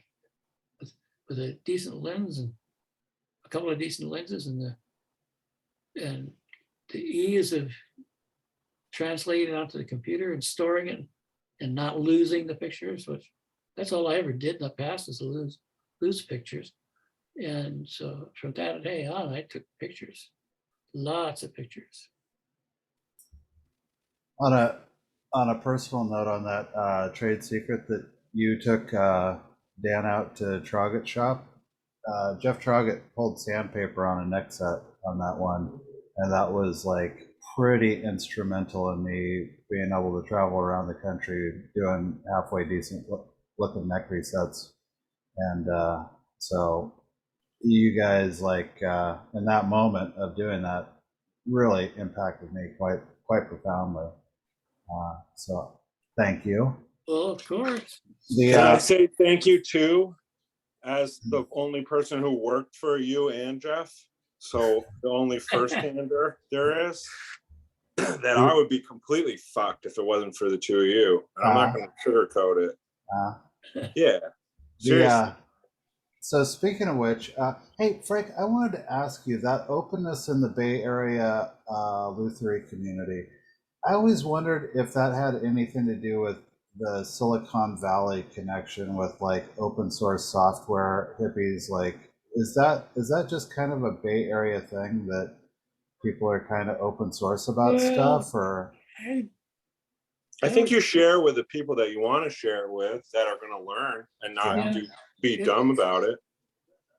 Yeah, I don't know. I don't know how open it was, but it was fairly open, and that predates any of the Silicon stuff. Yeah. We're talking late 60s. Just general hippie business. And yeah, I think that general kind of working together to learn is, you know, we had an entity here in my town. It started up in I'm going to say it started in about 65, called the Mid-Peninsula Free University, and it was, I don't know who organized it. It was rather well put together with a brochure and everything, and it was anybody who wanted to teach a class could teach a class. Anybody who wanted to take a class could take that class, and people signed up to teach them damn stuff you ever heard of, and people joined in and had a good time together, and we learned a lot. You know, we had one guy who says, let's all get together and learn old-time fiddle tunes by ear. And so he would teach a class consisting of through this university. He would get a house full of people who would just sit down and pick very slowly through a recording. You know, that kind of stuff was great. You know, I'm not that aware of proprietary things, or too many of them. One thing I did learn very early on is those who have these trade secrets were almost always covering for the fact that they did things in the absolute most ordinary or inferior way. Yeah. Yeah, I worried about trade secrets for a minute. I taught a class at Dan's, and it was just apparent, just in painting stuff for touch-up, that you can show people stuff, and like a lot of people just can't get it or whatever, and some people can, and like the people that can are usually, if they take it further than you, they're going to share with you how they took it further. And best thing about teaching. That's a better way of going about it, from my estimation. But the somebody in the chat, Danny West, wants to know about your fret tang filing jig. How did that come up? Oh, very simply.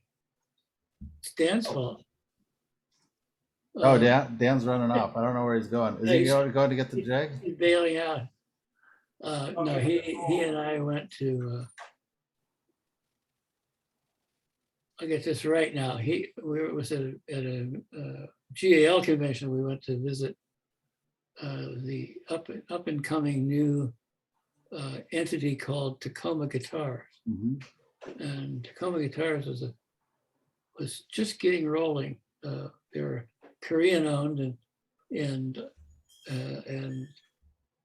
did business only in that. I mean, had only the one operation in Tacoma, which is right near, of course, GAL headquarters. So it was easy to jump over and kind of see how they're doing. And they had that same kind of fixture for filing the cuts on the ends of frets. Theirs was more sophisticated. It was foot operated, so that you put the fret in there, stomp down on it, would grip the fret, file the end, let up and go. So it was very efficient for production. But that's the idea. That's where I got it anyway. That's cool. I played around with it a little bit at Breedlove, and our fret wire was so inconsistent on how the tang and the crown were oriented, that it wound up a lot of times, like what we came up with, would wind up angling the bottom of the crown a little bit, and we got some funky results. But I think Oh, I see that, yeah. So we just wound up filing them by And hand. then, then along comes Bill Collins at one of the, what do you call it? One of the Asia conventions.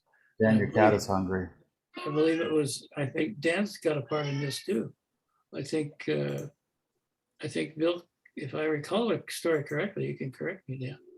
If I recall it correctly, Bill Collins went up to Dan Erlewine and said, I have a really, really great idea for a tool. Stu Beck might want to make them and sell them. Dan says, cool, tell me about it.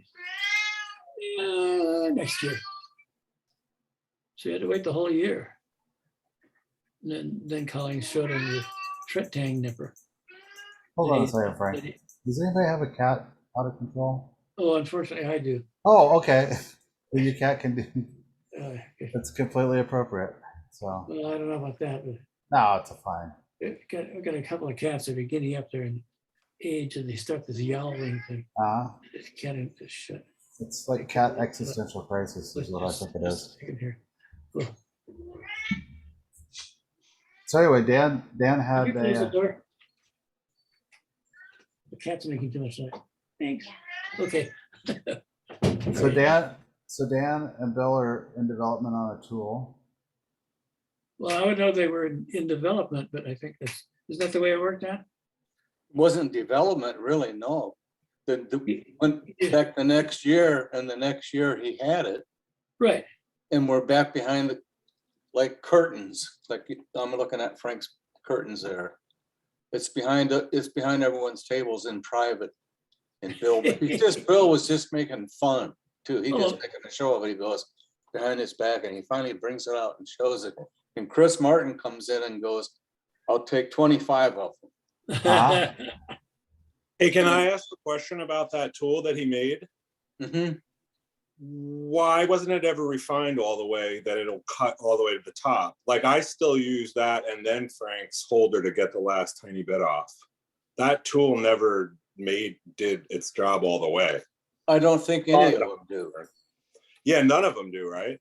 I have all of them, and you just can't get that last little bit, right? Dude, I've tried a lot of them, and I still have, like, I grind into a 2x4. I grind the crown of the tang, and then I free file it. Like I've never. Yeah, I cut them all, and then I take the Frank your thing, and I just finish them. Yeah. And if they're stainless, I just do it all with the file. Yeah. Yeah. Frank, how many tools do you have? Well, that's good to know. They're all belt? like that. There's the crank, jack the How many gripper. tools? Oh, I don't know. You made a lot of tools that you don't sell. A lot. Well, yeah, I make little things for the shop all the time, you know. I'm looking for my little your saddle, Brett that saddle routing jig with the router, you could sell that for like 10 grand if you made it a tool. Yeah, well, the saddle routing apparatus. There's other guys that make better routing jigs, but they all are the same thing as you, Frank. I found someone that had a pretty nice one, and he was like, "It's too expensive for me to make it," and no one. Oh yeah, yeah. He said the same thing you said. Just the linear bearings alone cost a fortune. Yeah. Although with the the homemade CNC craze, linear bearings have come down quite a bit. Sure, absolutely. Yeah. Absolutely. So Jack the Gripper, how did that get off the ground? Remember we were trying to name it all the different names, Frank? Remember we had a whole bunch of different like made up names for it till you decided what to call it. Somebody wrote to me and asked how much do I charge for Jack Grabbit? I have to say, I think I like that name better. Jack Grabbit? Jack Grabbit. Yeah. I like it. But it was too late by then. But Jack the Gripper is it's a cute story and everything. Or maybe, I don't know. But it's something we just wanted for years. Yeah. You know, the guys in the shop doing electric work and occasionally even me, we just say, kind of, you can tighten the nut, the whole damn thing, twist the wires loose on the backside. You can't reach in there to do it on some instruments. And, you know, I have one of those Guild XL series or whatever it is, electrics that takes 11 screws to get the pickguard off. And you could never tighten it without taking the pickguard off. And, you know, that kind of thing. And so I was involved for a while with a startup in a city very nearby here called the Tech Shop. It was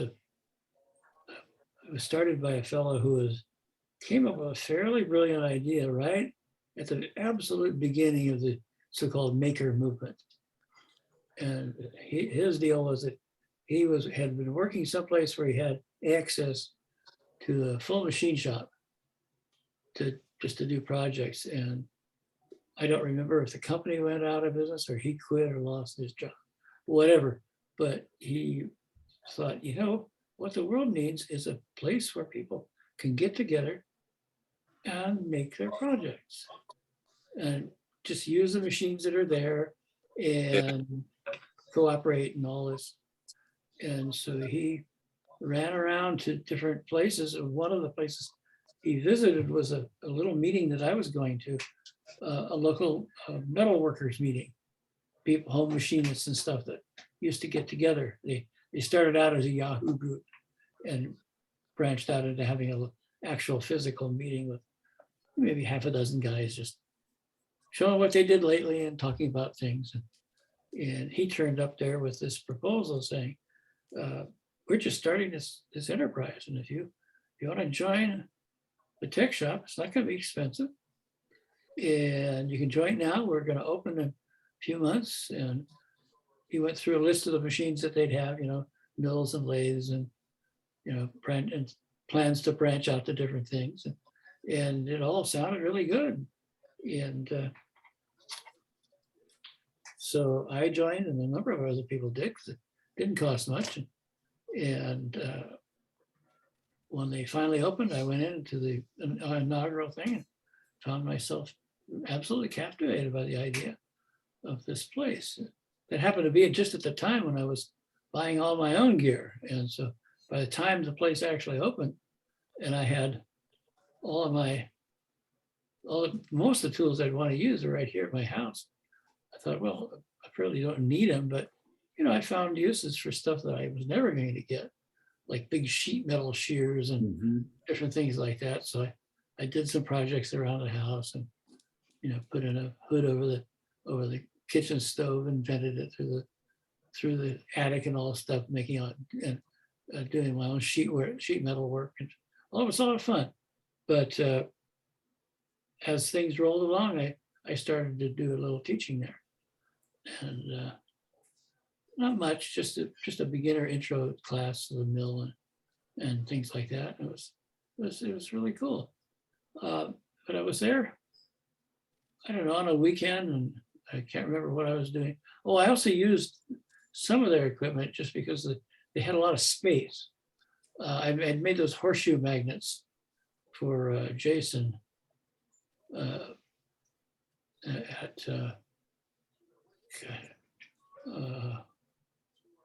for the Rickenbacker style. You know his name. Yeah, I remember. Lollar. Jason Lollar. Yeah, I made some of the horseshoes for a batch that he was doing. He would ask me to make 50 or 100 of them, and I took it on as a project that was just enticing as hell. What were those going into? Was somebody building modern? It was the first run. It was the first runs of the ones he made. Yeah. Frank made all the magnets for him. You guys didn't know that? Come on. Here's another story. So it just seemed like, what a cool thing to learn to do.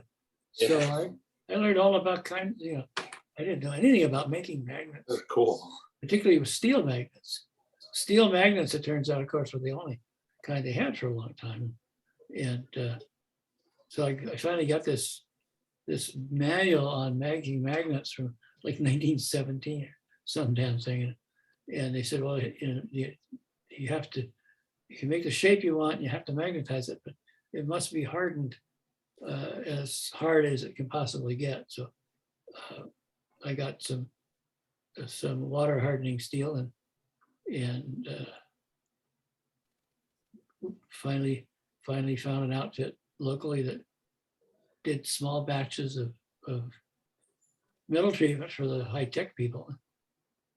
I would bring in these horseshoes that had them bent and machined and somewhat polished, and then I would take them in there and they would harden them in their special environment, test them afterwards. And then I would send them to Jason. It was a fun little deal. Yeah. But again, it's no way to try to make a living. And while I was, one of the things I was really limited in was my ability to bend that U shape out of such a heavy piece of steel. And I was doing it cold. I could have heated it, but I was doing it cold. And to do that, I had to have like a 6-foot lever on the milling machine on a fixture. So I clamp it down on the milling machine. That would just wrench it around with this pipe lever on it to bend it. I could never do that in my shop. So I did it up at their shop because there's lots of room. And so it was just another one of those goofy things. And while I was working on it one day, the guy came in and announced that he wanted to take the beginning milling class or metalworking class because his brother wanted him to make him some a holder for the inside of a jack on a guitar, so he could tighten it.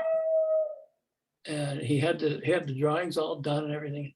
It had a series of expansion washers and everything. It was kind of built along the lines of what I had envisioned in the past too.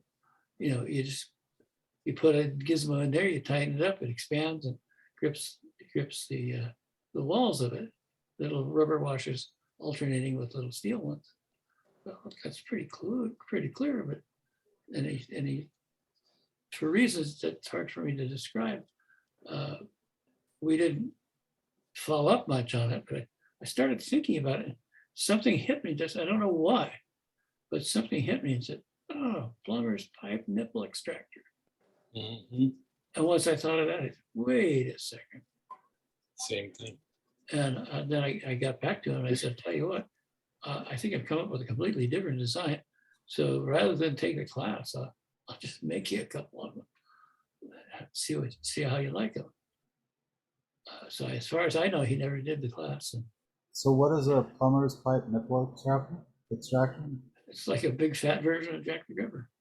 Okay. It's a little bit different in the sense that it's stronger and a little more complex, but it's got basically an eccentric cam. Okay. And knurled things and you put it in the pipe, turn it, and it grips it, and that's that. Cool. And they've been around forever. And I thought, well, what a crazy thing! I just thought of this, Uh-huh. And so I did it, and it worked out. That worked out to be a really good project for me. And Cool. I don't know. I might still be making them today, but I just got tired. Yeah. So Dan, what do you think?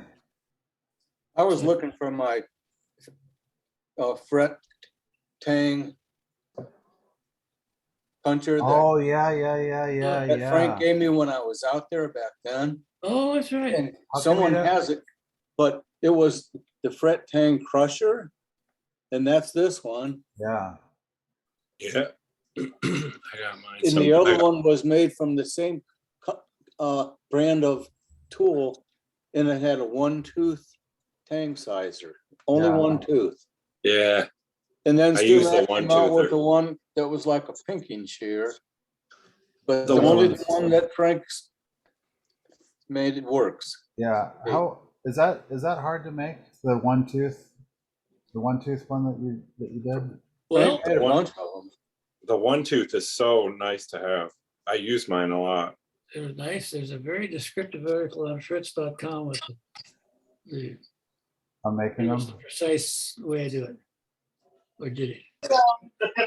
I guess I didn't. I guess I never saw that. I'll look. I'll through show there you because- mine, Ian. It's fully Ian, understandable. come here, I'll show you. It's fully understandable why people haven't found anything on that site, because the index page is nothing but a big scramble. And all I can say is that Well, my life took a real turn in 2011, and I just haven't been able to yeah, get up to that level of craziness I think as before. I think it's fine, and I think if you're putting the information out there, it's on people to do some work to get it. So it's not all on you. It's been standing as a archive for the last 11 years, and I don't really have any interest or hopes in adding to it exactly, unless something changes. But Frank, you never can know. I ask you a couple kind of? I'll answer any question at all. The Most Loctite of the boys. answers are the same. I was just wondering, like, what are the repair jobs that you're like you could do all the time, and what are the ones that would come up that you could never do again, and that would be just fine? Like, are there certain repair jobs that are like just your absolute favorite or dream to do, or is it all of it? You love all of it? Well, I like the variety for sure, but That's a if good. if I never had to put a new neck on an F5 again, I would be a very happy guy. Yeah. Hey, speaking of which, I've taken a lot of fingerboards off of like Gibsons from the teens. Do you have any idea how they got those neck joints so tight in the teens? Gibson. It's For the chisel. it's a hard one to say, but it was a different style of craftsmanship in those days. They're clearly were far better tooled to do a kind of exotic, repetitive machine work than Martin was, for instance. Yeah. Hey, Tim Frick's here. Tim, you want to jump in? What's happening? Hi, Frank. How you doing, man?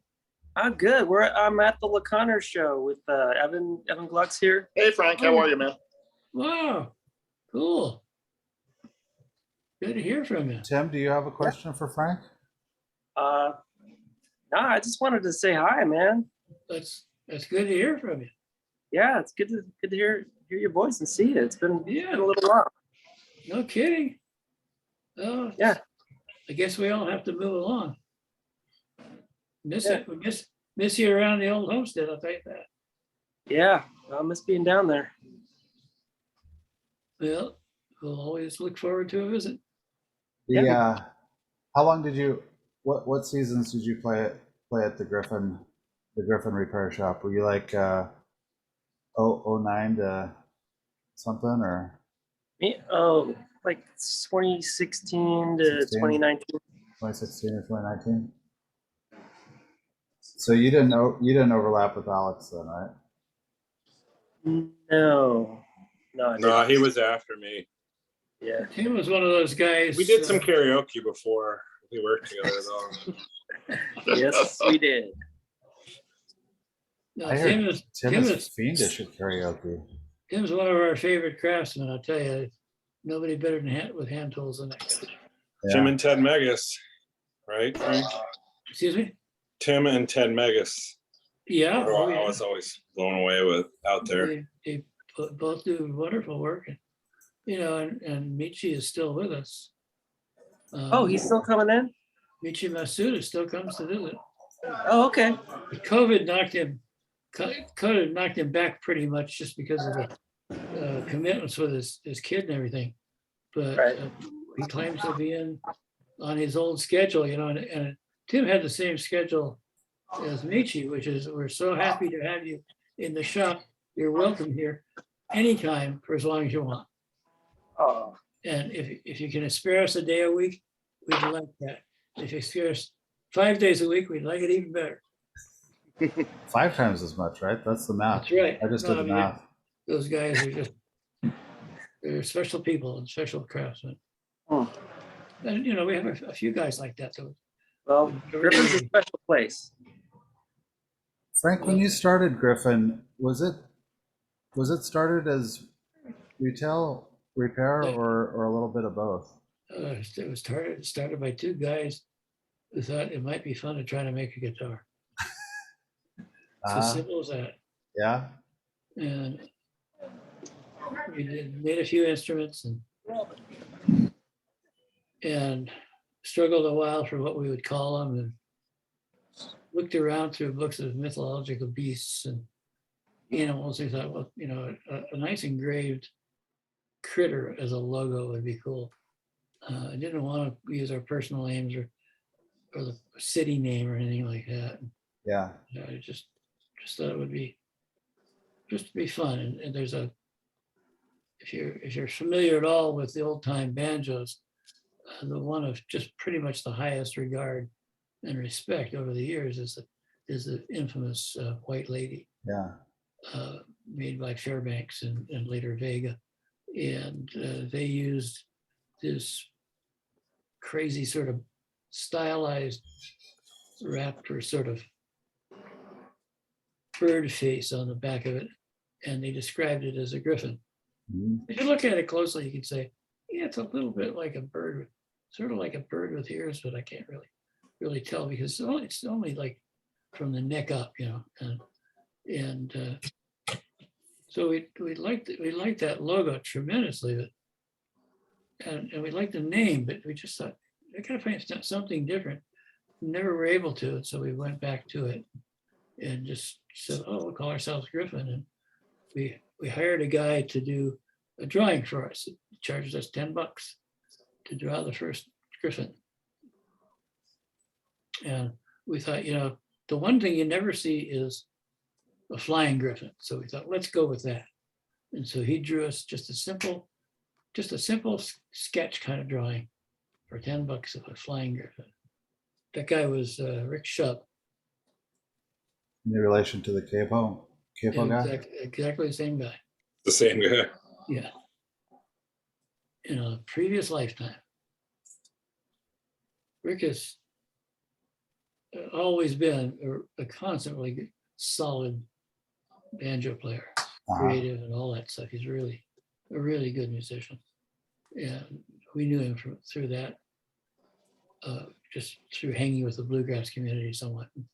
And he was doing some of the 60s posters and stuff for the Bay Area. And I asked him if he'd do it. He said, sure, I'll do you one.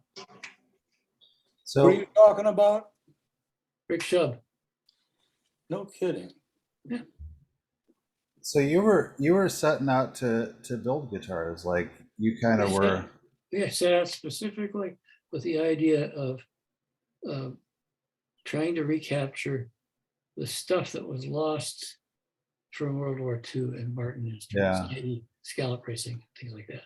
I think Martin had no interest in doing anything custom through the 70s and through the 60s because they had no need.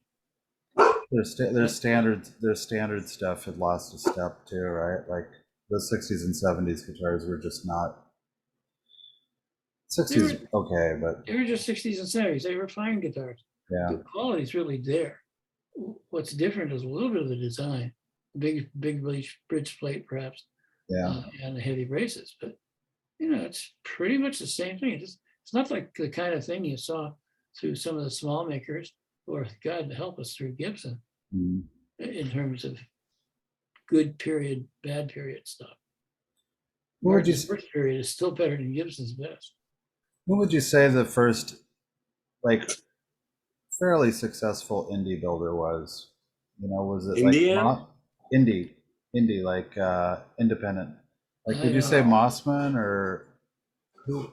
Is Mossman independent? I guess he was, yeah. He was successful. Kind of always Franklin with the OMs. Yeah. I have to say I don't think about it much. Yeah. Sorry. That's all right. Yeah. So when did there are other guys out there doing stuff. We had local builders that were successful, but they all stayed as individual guys. Yeah.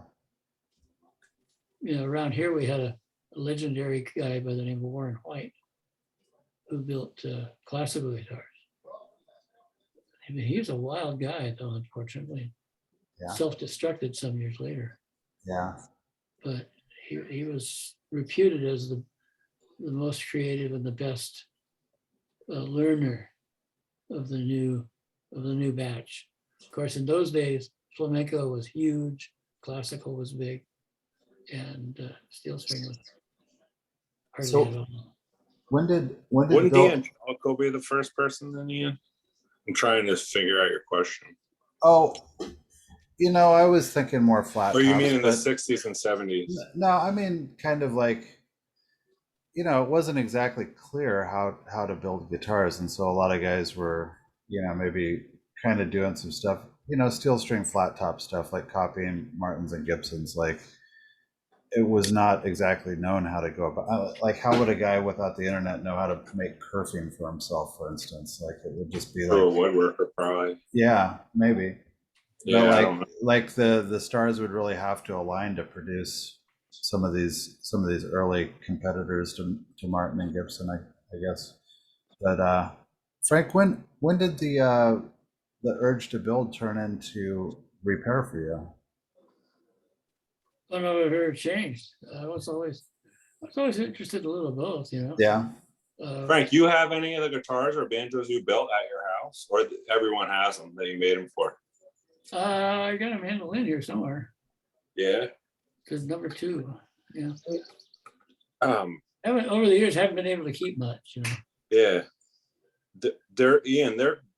I mean, Frank's not going to say anything, but I've seen probably 10 of them, I would guess, including the banjo and guitars total, at least I would say, and they're good instruments. Yeah. Yeah. You could tell they knew how to make them. How did you figure it out, Frank? You hadn't made any. You guys didn't build guitars before that. No, right? Like Richard didn't even. What did Richard do for work? I only know one way to learn. Yeah. You screw up and start over. Yeah. First you go out and you cut down the tree. Okay. That's right. You plant that acorn first. No, serious. That's how I learned.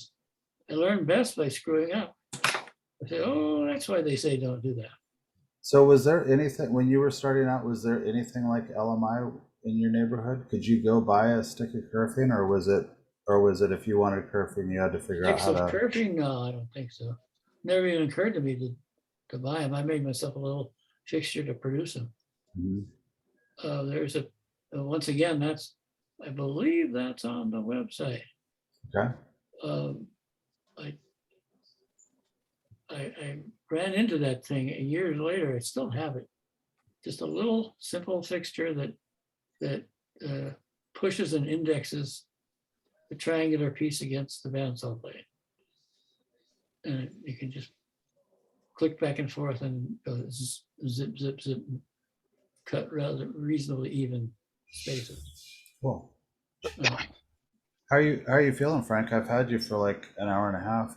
How am I feeling? Yeah, you good to go for some more, or do you want to? Whatever you want to do, I'm here for. Okay. Anybody have any questions they want to ask Frank? Because Dan and I are gonna keep motor on. Dan, what do you got?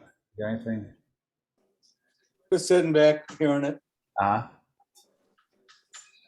got a quickie. Yeah. Going on to back when you were starting out making like jigs and fixtures, do you think that's still like an essential skill, like the engineering and being able to do milling things now? With people like Stu Mack, you can buy all the tools and things. Obviously, you've learned a lot through making it, Well, yeah. All I can say is when it comes to any of the machining and metalwork, I just feel like an idiot for starting so late. It's guys like Bill Collins that grew up with that just had a real leg up. And yeah, but Frank, whatever. No, but seriously, it's how I've learned to do the metalwork. It's how I learn everything.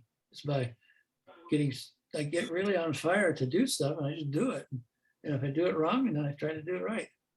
But you did all that with the guitar stuff before you got into it. Excuse me? But you're always like that. You were like that with getting into all the guitar stuff before you got into the milling stuff. Well, of course.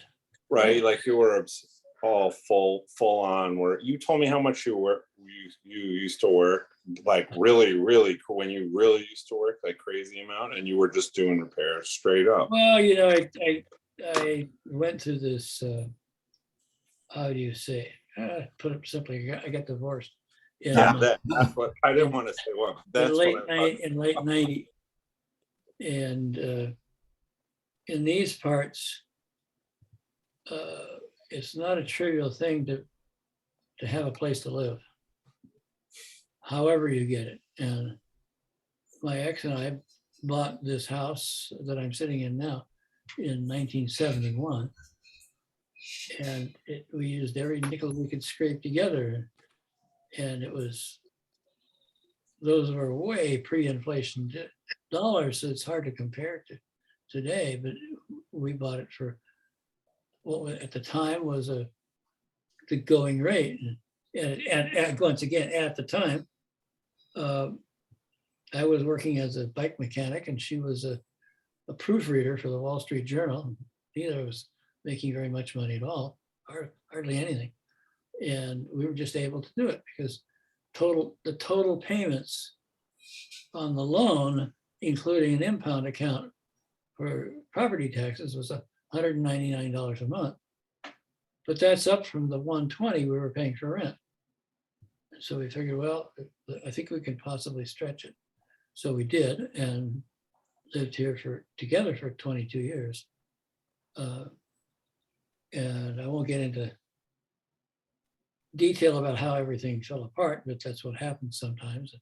And so I found myself in a position I didn't expect, which was I had the ability, but not the money to buy this house. Because when everything you own is community property, you get half, and the other person gets half, or roughly. And so when all that happened, I had a choice to make. All my friends who are in the area who are in real estate said, "You got to sell the house because the market's going down." I said, "Oh, yeah, this is where I live. I don't sell the house. I live in it." And they said, "You got to." And I said, "Well, that means that I have to give up, and I don't want to give up." And so it took me 4 hours talking to a loan broker in her office before I convinced her that I was actually crazy enough to rebuy the house for 15 times what I paid for it. Or that we paid for it. And she says, "Well, you don't even make that much money total at your job." And I said, "Well, I'm gonna get another job." And she says, "Oh yeah, what's that?" I said, "I'm gonna do repair work on guitars." "Where are you gonna get the job?" "Oh, my first job's gonna pay for that, so I'll do it for my shop." And so I took on the business of essentially doing all the repair work for Gryphon String instruments at home. And I did it at a discount rate so that everybody was happy. I was paid 50% of the total that came in for the job. And that was cheaper than anybody around here who does contract guitar repair or whatever. So everybody was happy with that. And it meant that I had, in order to keep going, doing what I would like to do for a living, I had to work basically, simply 7 days and 7 weeks, 7 days, 7 days a week with no breaks at all. And I think it went 6.5 years doing that. Oh my God. Without ever, of course, vacations and those kinds of things have always escaped me anyways. I don't do those, never did. So all the things that they say you have to do when you're qualifying for a loan, I just said, well, I don't do those things. I said, what do you mean you don't go out for eating expensive dinners? No. Well, what are you going to say? How are you going to go on vacation? I'm not. Stuff like that. And so it's a matter of making choices, right? So I tried to turn what seemed like a disaster into an opportunity. And so, and I always look at it that way if I can. So I worked 6.5 years with every spare money went to pay off mortgages. But, you know, I'm still here, and that's the deal. Since then, the guitar business recovered quite a bit, and life is back to what one might call normal. I afford to do the crazy machine work and buy the tools and all that other stuff. I had a stretch where I think for 3 months I worked 7 days a week, and I got pretty weird by the end of it. Like, did you have any good strategies for working those long hours? Like, I mean, good Lord. Yeah, being out in the cold as an alternative. Okay, so it was just too important. Did I go crazy? I don't think I went crazy. okay, you must be tougher than me. Well, I don't know about that. I might be made of weaker stuff. Well, it's all a matter of working on your head the best you can, you know, and it's a tough deal. With all my health issues right now, I spend a lot of time trying to keep it between the ditches. Yeah. Cool. Anybody have any questions for Frank? I've got a quick one for Frank. Yeah. Sure. So throughout the course of your career, have you ever felt yourself starting to get burned out doing repairs? And if so, how did you get through that? Well, I would say I've never felt that burnout. Because at the base, you know, all I can say is when people ask me, what are your hobbies? Well, my hobbies are making tools for doing guitar repair and learning machine work for guitar repair and making parts for instrument repair. And I think maybe I just don't have enough creativity to get into other things like other folks do to do something else. Who am I? I'm a guy who makes and fixes things. Not really, in a way, it doesn't matter what it is. I like making and fixing things. So I live in a house in which I've done almost 100% of the maintenance of the house, including sandblasting the exterior and painting and putting on a new roof and all that stuff, just strictly solo. And why? It's because what I do. I don't know. Other guys go on fishing trips and have a good time and unwind. And I don't know, I'm still here. Can I ask a follow-up question to that? Help. Sure. Ready? So you like to complete these projects on your own. You seem to really enjoy doing that, but how do you feel about delegating? How does the shop function? Oh, in terms of that, he's the best delegator you'll ever meet. Serious. I don't want it. You do it. Okay. No, you do it.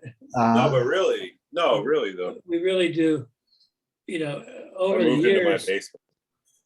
over the years, the business is, you know, and I tend to. You're very a really good question there, because I tend to separate my life into different compartments depending on how I'm talking about. So if I go to Roberto Venn, I talk about what it means to be a repair guy out in the field. But that isn't all I do. And in fact, one could say, well, what you really do is you run a business, because you have 15 employees. And there's a truth to that too, because between my partner Richard and I have 15 employees. And that means, of course, we delegate. The part of delegating, I think, that's, to me, significant, at least in my thinking, is that I never want to ask somebody to do a job I wouldn't do myself. So You know, if I ask somebody to be sure to clean the bathroom, I'm going to be there too. I'll do it on my turn. You know, because I'm not trying to get out of work. I'm not trying to be an entrepreneur. I just like to keep family oriented, if you will, in our little business. So I think it's probably a classic character flaw, but I always look at the people that work at our shop as, if not old friends, then old friends in the making. Frank, can I ask you, how do you, with that many guys, are you the person that's doing the bidding, and then you'll kind of pick the right person for certain jobs, or is there a lot of people bidding projects, or? Well, let's start off by saying, first off, everybody at our place works on salary, not commission. Okay. None of us, Richard and I just couldn't stand that. Yeah. The beginning of it just doesn't sound right. It doesn't mean that we're all hippie socialists, I don't know. But the fact is, I just don't see that. I think it's more important to me to have a crew, as I say, facing the same direction and being cooperative. Mm-hmm. Beyond that, a lot of it just happens organically. At the moment, when I say at the moment, I mean in the last number of years, we have Brian Michael, who is a really ace repair guy, really good at working with other people and other employees and all that stuff. And so he's particularly now with my illness and stuff, he's taken over seamlessly to just run the place, the repair shop. And so we try to, I've always tried to get, as much as possible, get the person who's going to do the work, talk to the customer directly. And that eliminates a lot of confusion in communication. And almost all of the problems we get ourselves into, when we do get into problems, are a breakdown of communication of some kind. Yeah. And if you're the guy who talked to him, and they're the guy that talked to you, you have a much easier chance of getting it right, if you will, rather than say, oh, okay, reset, new action, okay, off you go. But if you talk to the guy directly, you say, oh, this is a beginner who really needs this kind of help. So you address playability at a different level, for instance. What's your Does that make sense? Yeah, it makes total sense. We had a lot of drama at Gruns as a result of everybody bidding projects as they came in, and then everybody having different repair styles, and then them going back into the queue, and then it coming up on somebody else's bench, and they'd look at the ticket and go, how could you write this ticket like this? Like, so. Can I say something? Frank, Yeah. Frank, I mean, I always thought you were good at analyzing what we were good at doing. And when that person would come in and you talk to them, like you said, for a minute, and then you'd say, all right, I know who I'm going to go get. I'm going to go get Alex, or I'm going to go get Jerry, or I'm going to go get Brian, or you're going to go get the guys that you have there now. And that's right. By the kind of the scope of the job. Sometimes the customer would get a little strange because they were like, oh, I want Frank to do it. But Frank was really good about saying, oh, this is an Alex job. This is a Brian job. This is a Ben, whatever, whoever was, Yeah, particularly when I'll be up front. So like as a unit, Ian, it wasn't so much like, that's what I meant. Like Frank was really good at delegating that kind of stuff too. Not just here, this is how you do this job. So you each kind of manage your own queue then? Absolutely. Yeah. 100%. Yeah, totally. So, and then who came out also might be a function of how many guitars were in your specific queue. Maybe. Not so much. Okay. What's the most you had in the queue at one time, Frank? I couldn't even guess. we don't get hundreds of guitars. Yeah. We get dozens of guitars and or instruments for repairs, and and there's so many jobs that, let's say, take specialized knowledge or specialized knowledge of the person. We try to be as holistic about it as we can. If I can use that word. So it's, I consider the greatest challenge really is in diagnosis and talking to the customer about the work. That's the area that I think is vastly overlooked in our business. And it really, really makes a difference because rather than tell somebody that they need something, I would much rather tell them what's going on and let them decide, oh, looks like I need this, I need that.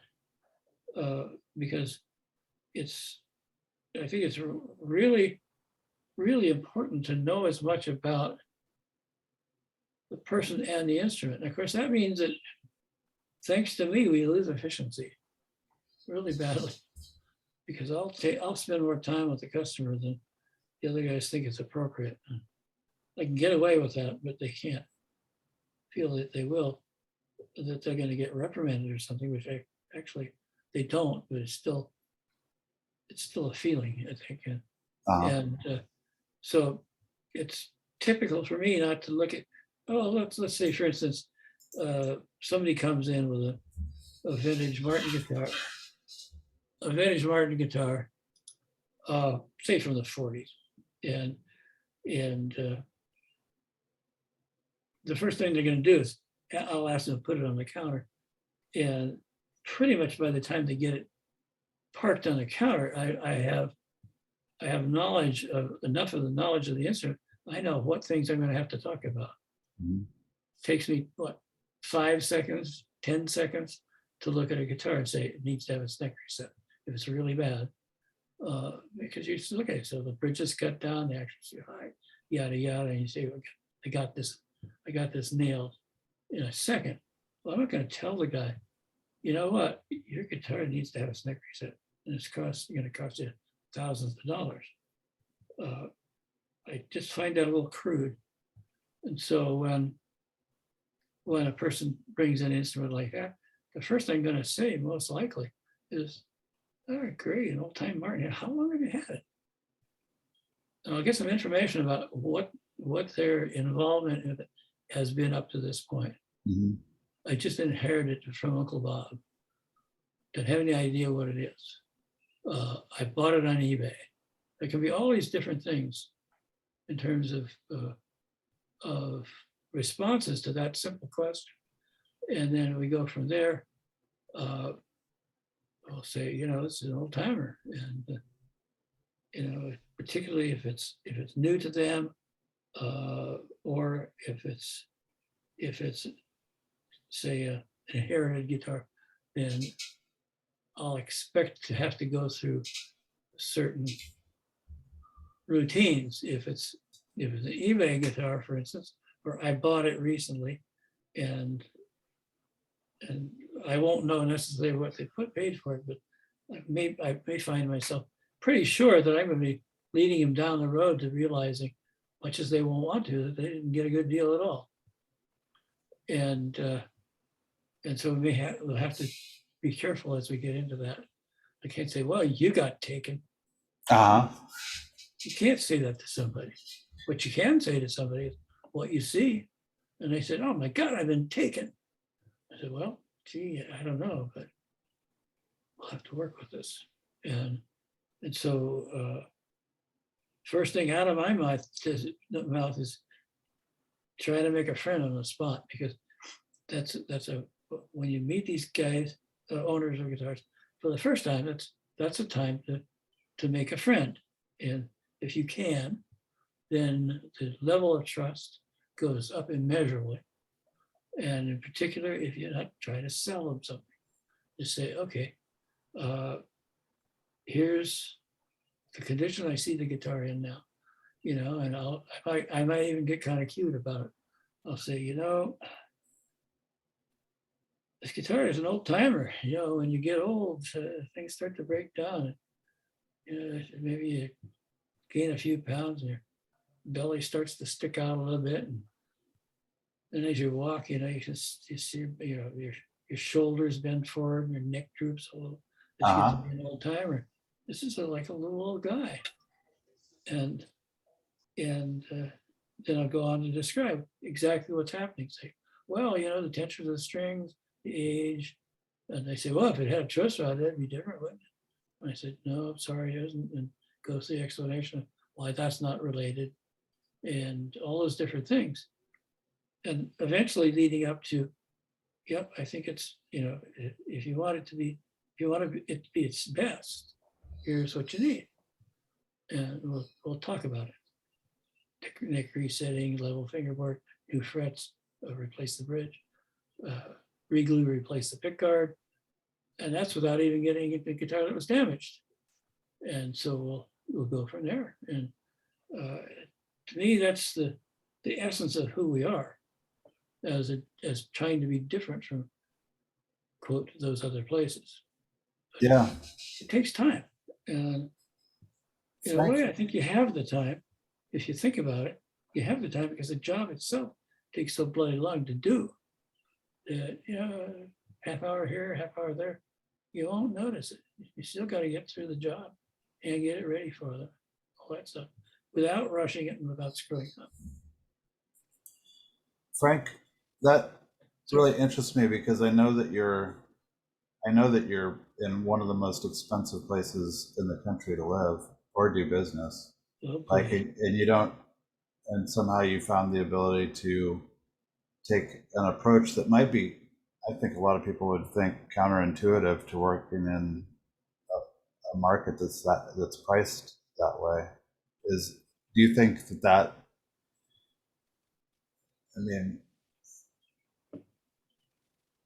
I mean, it's only, you're going to do it the way that you're going to do it, but do you think was there any stress that way, or do you think you excelled as a result of taking it that way? Like where somebody else might have been stressed about it and said, we gotta get these customers in and out. Well, but you can think that way no matter where you are, what it costs to live. Yeah. You know, the question is, what's your motivation, maybe? Yeah. You know, are you motivated to help these people? Or are you motivated to reduce their bank account by as much as you can? Mm-hmm. And I sure tell you, there are people that work on both sides of that. And I'd like to think we're more in the, guess what? We really are a service business. And I know a car mechanic is like that too. And he has a never-ending stream of really, really loyal customers. Because he never sells you anything you don't need. He'll do stuff for free. I broke the key off of my. He made sure the trailer didn't fall off my truck the day I left, Frank. I never even told you that. Literally the day I left California, I stopped by, and then I stopped by him, and he's like, "Hold on, the trailer's not on right." He's like, "You're driving all the way to New York?" He's like, "Hold on." He's like, "Come in here with this truck." That's our boy. Yeah, Dave's a terrific guy. And he may not be the best mechanic in the world, but I'll bet you he's the most honest.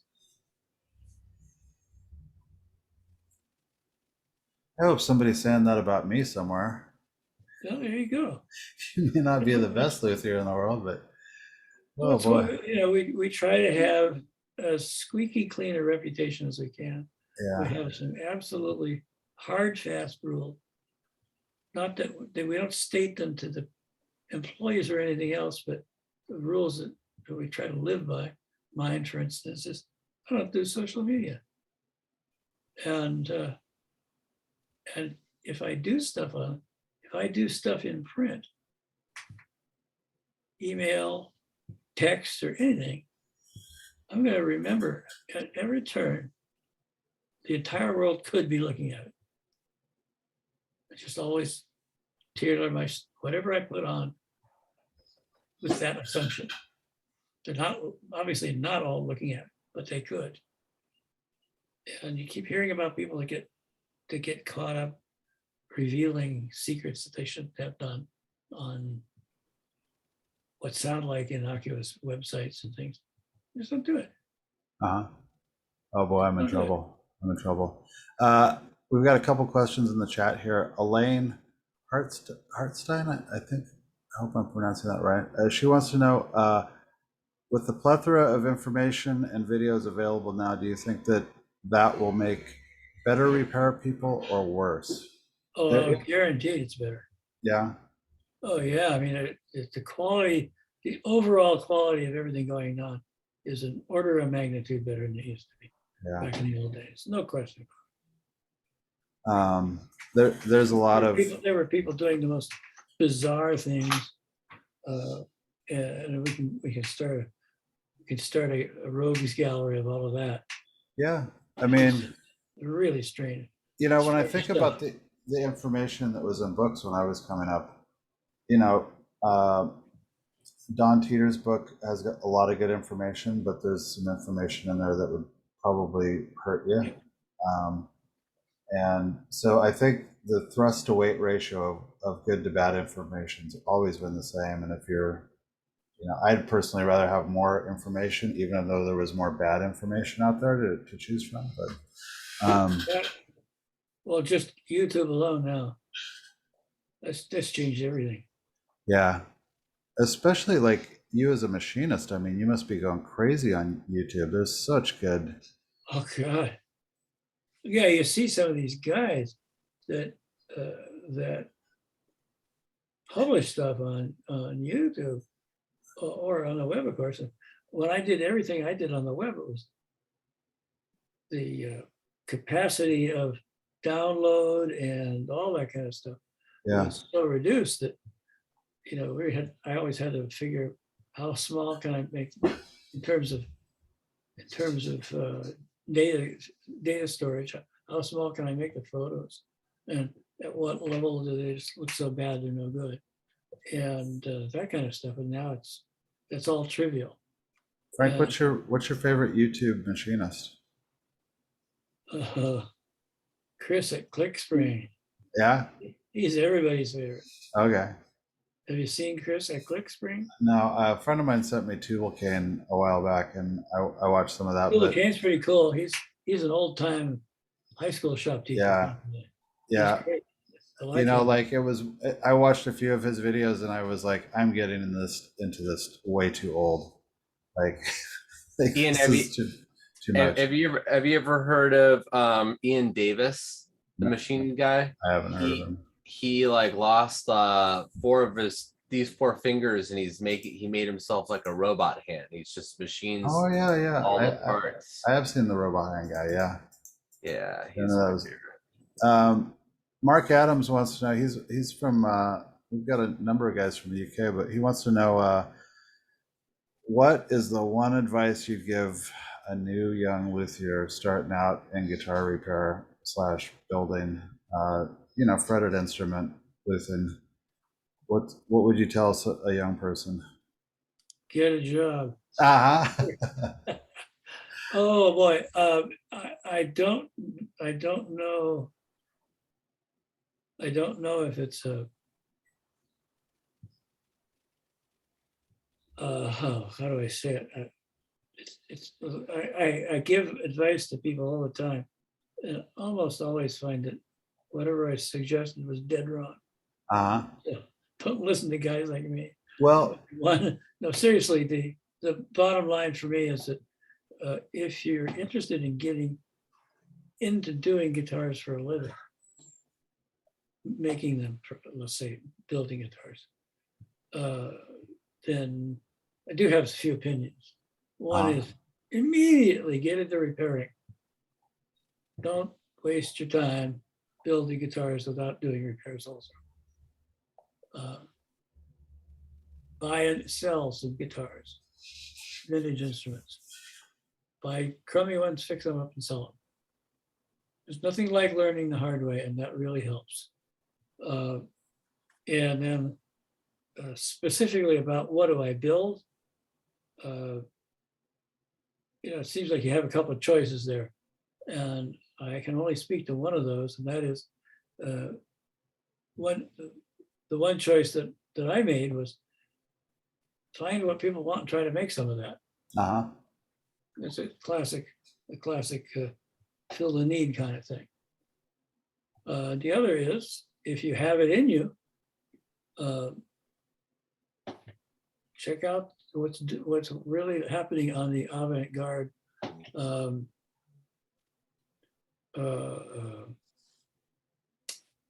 artistic side,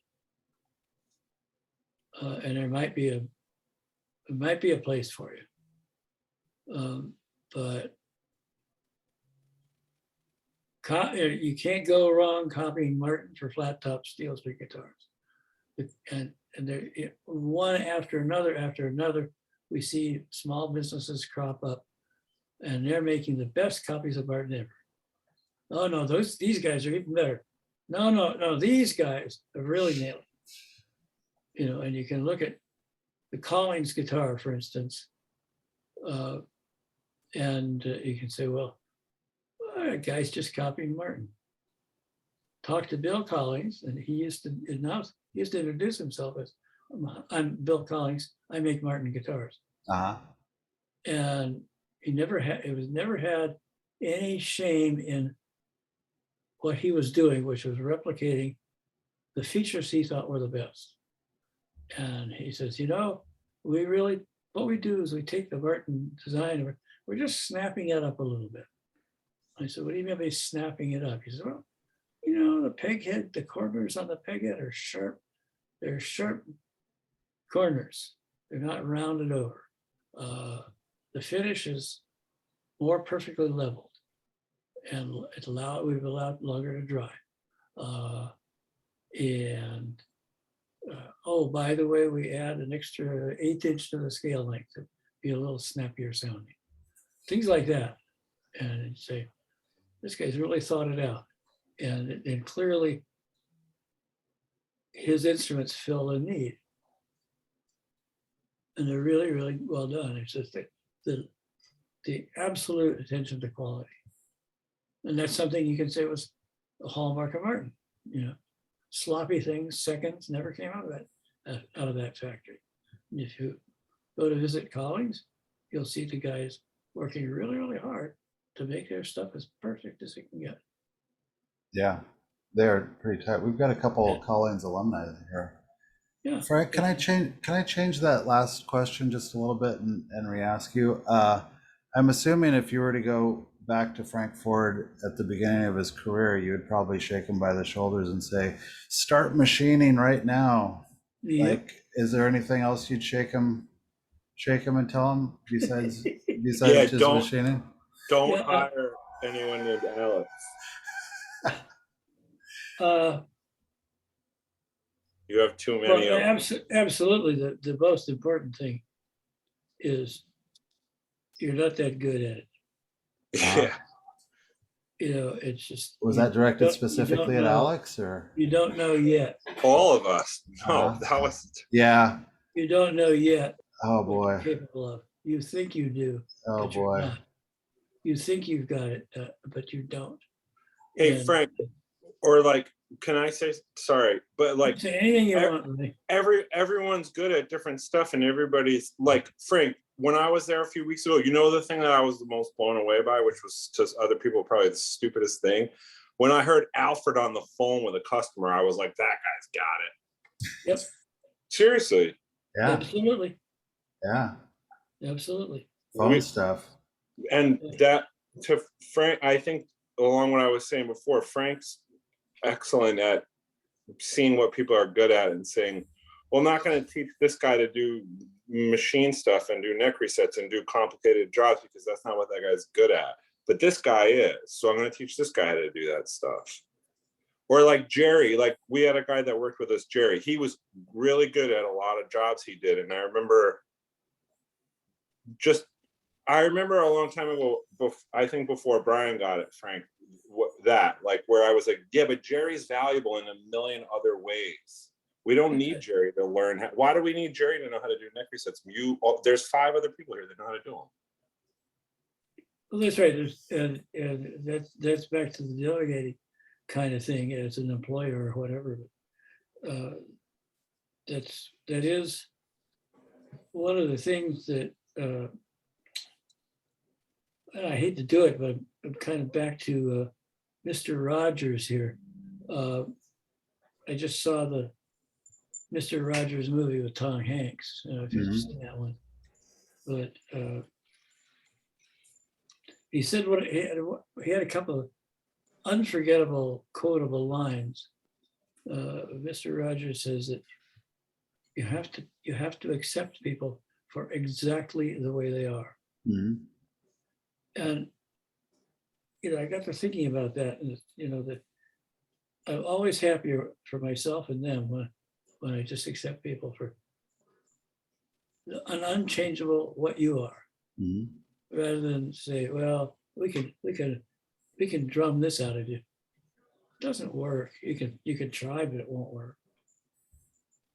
Did you ever have to deal with anybody that was like super ambitious to learn new techniques, but would get themselves in over their heads? Speaking as somebody who his career was littered with those episodes, like how willing were people around you to hear that maybe they weren't ready for a certain project yet, even though they were keen on taking it on? Well, sometimes you just have to deal with that. That's right. But it's good for you. It's never easy. Yeah. It's never easy to be the one pointing it out. Harder being the one who screws up. Yeah. It's hard to be the one who screws up and not to realize why they were trying to say you're not ready to learn this stuff. And I think like that first year I worked for you, Frank, I think there was a lot of jobs. There's so much stuff to learn in the first few years. And then I remember for sure certain jobs, like, when am I going to learn how to do this? When am I going to learn how to do this? But it happens when it's time to happen. It's not, it's like you can't learn.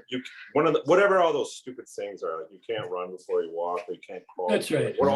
It's all those things. That's right. It's absolutely right. It's absolutely right. And so it's wise to be aware of that. And especially when you're in like your 20s and you don't know what the fuck's going on. That's where I was, and I didn't,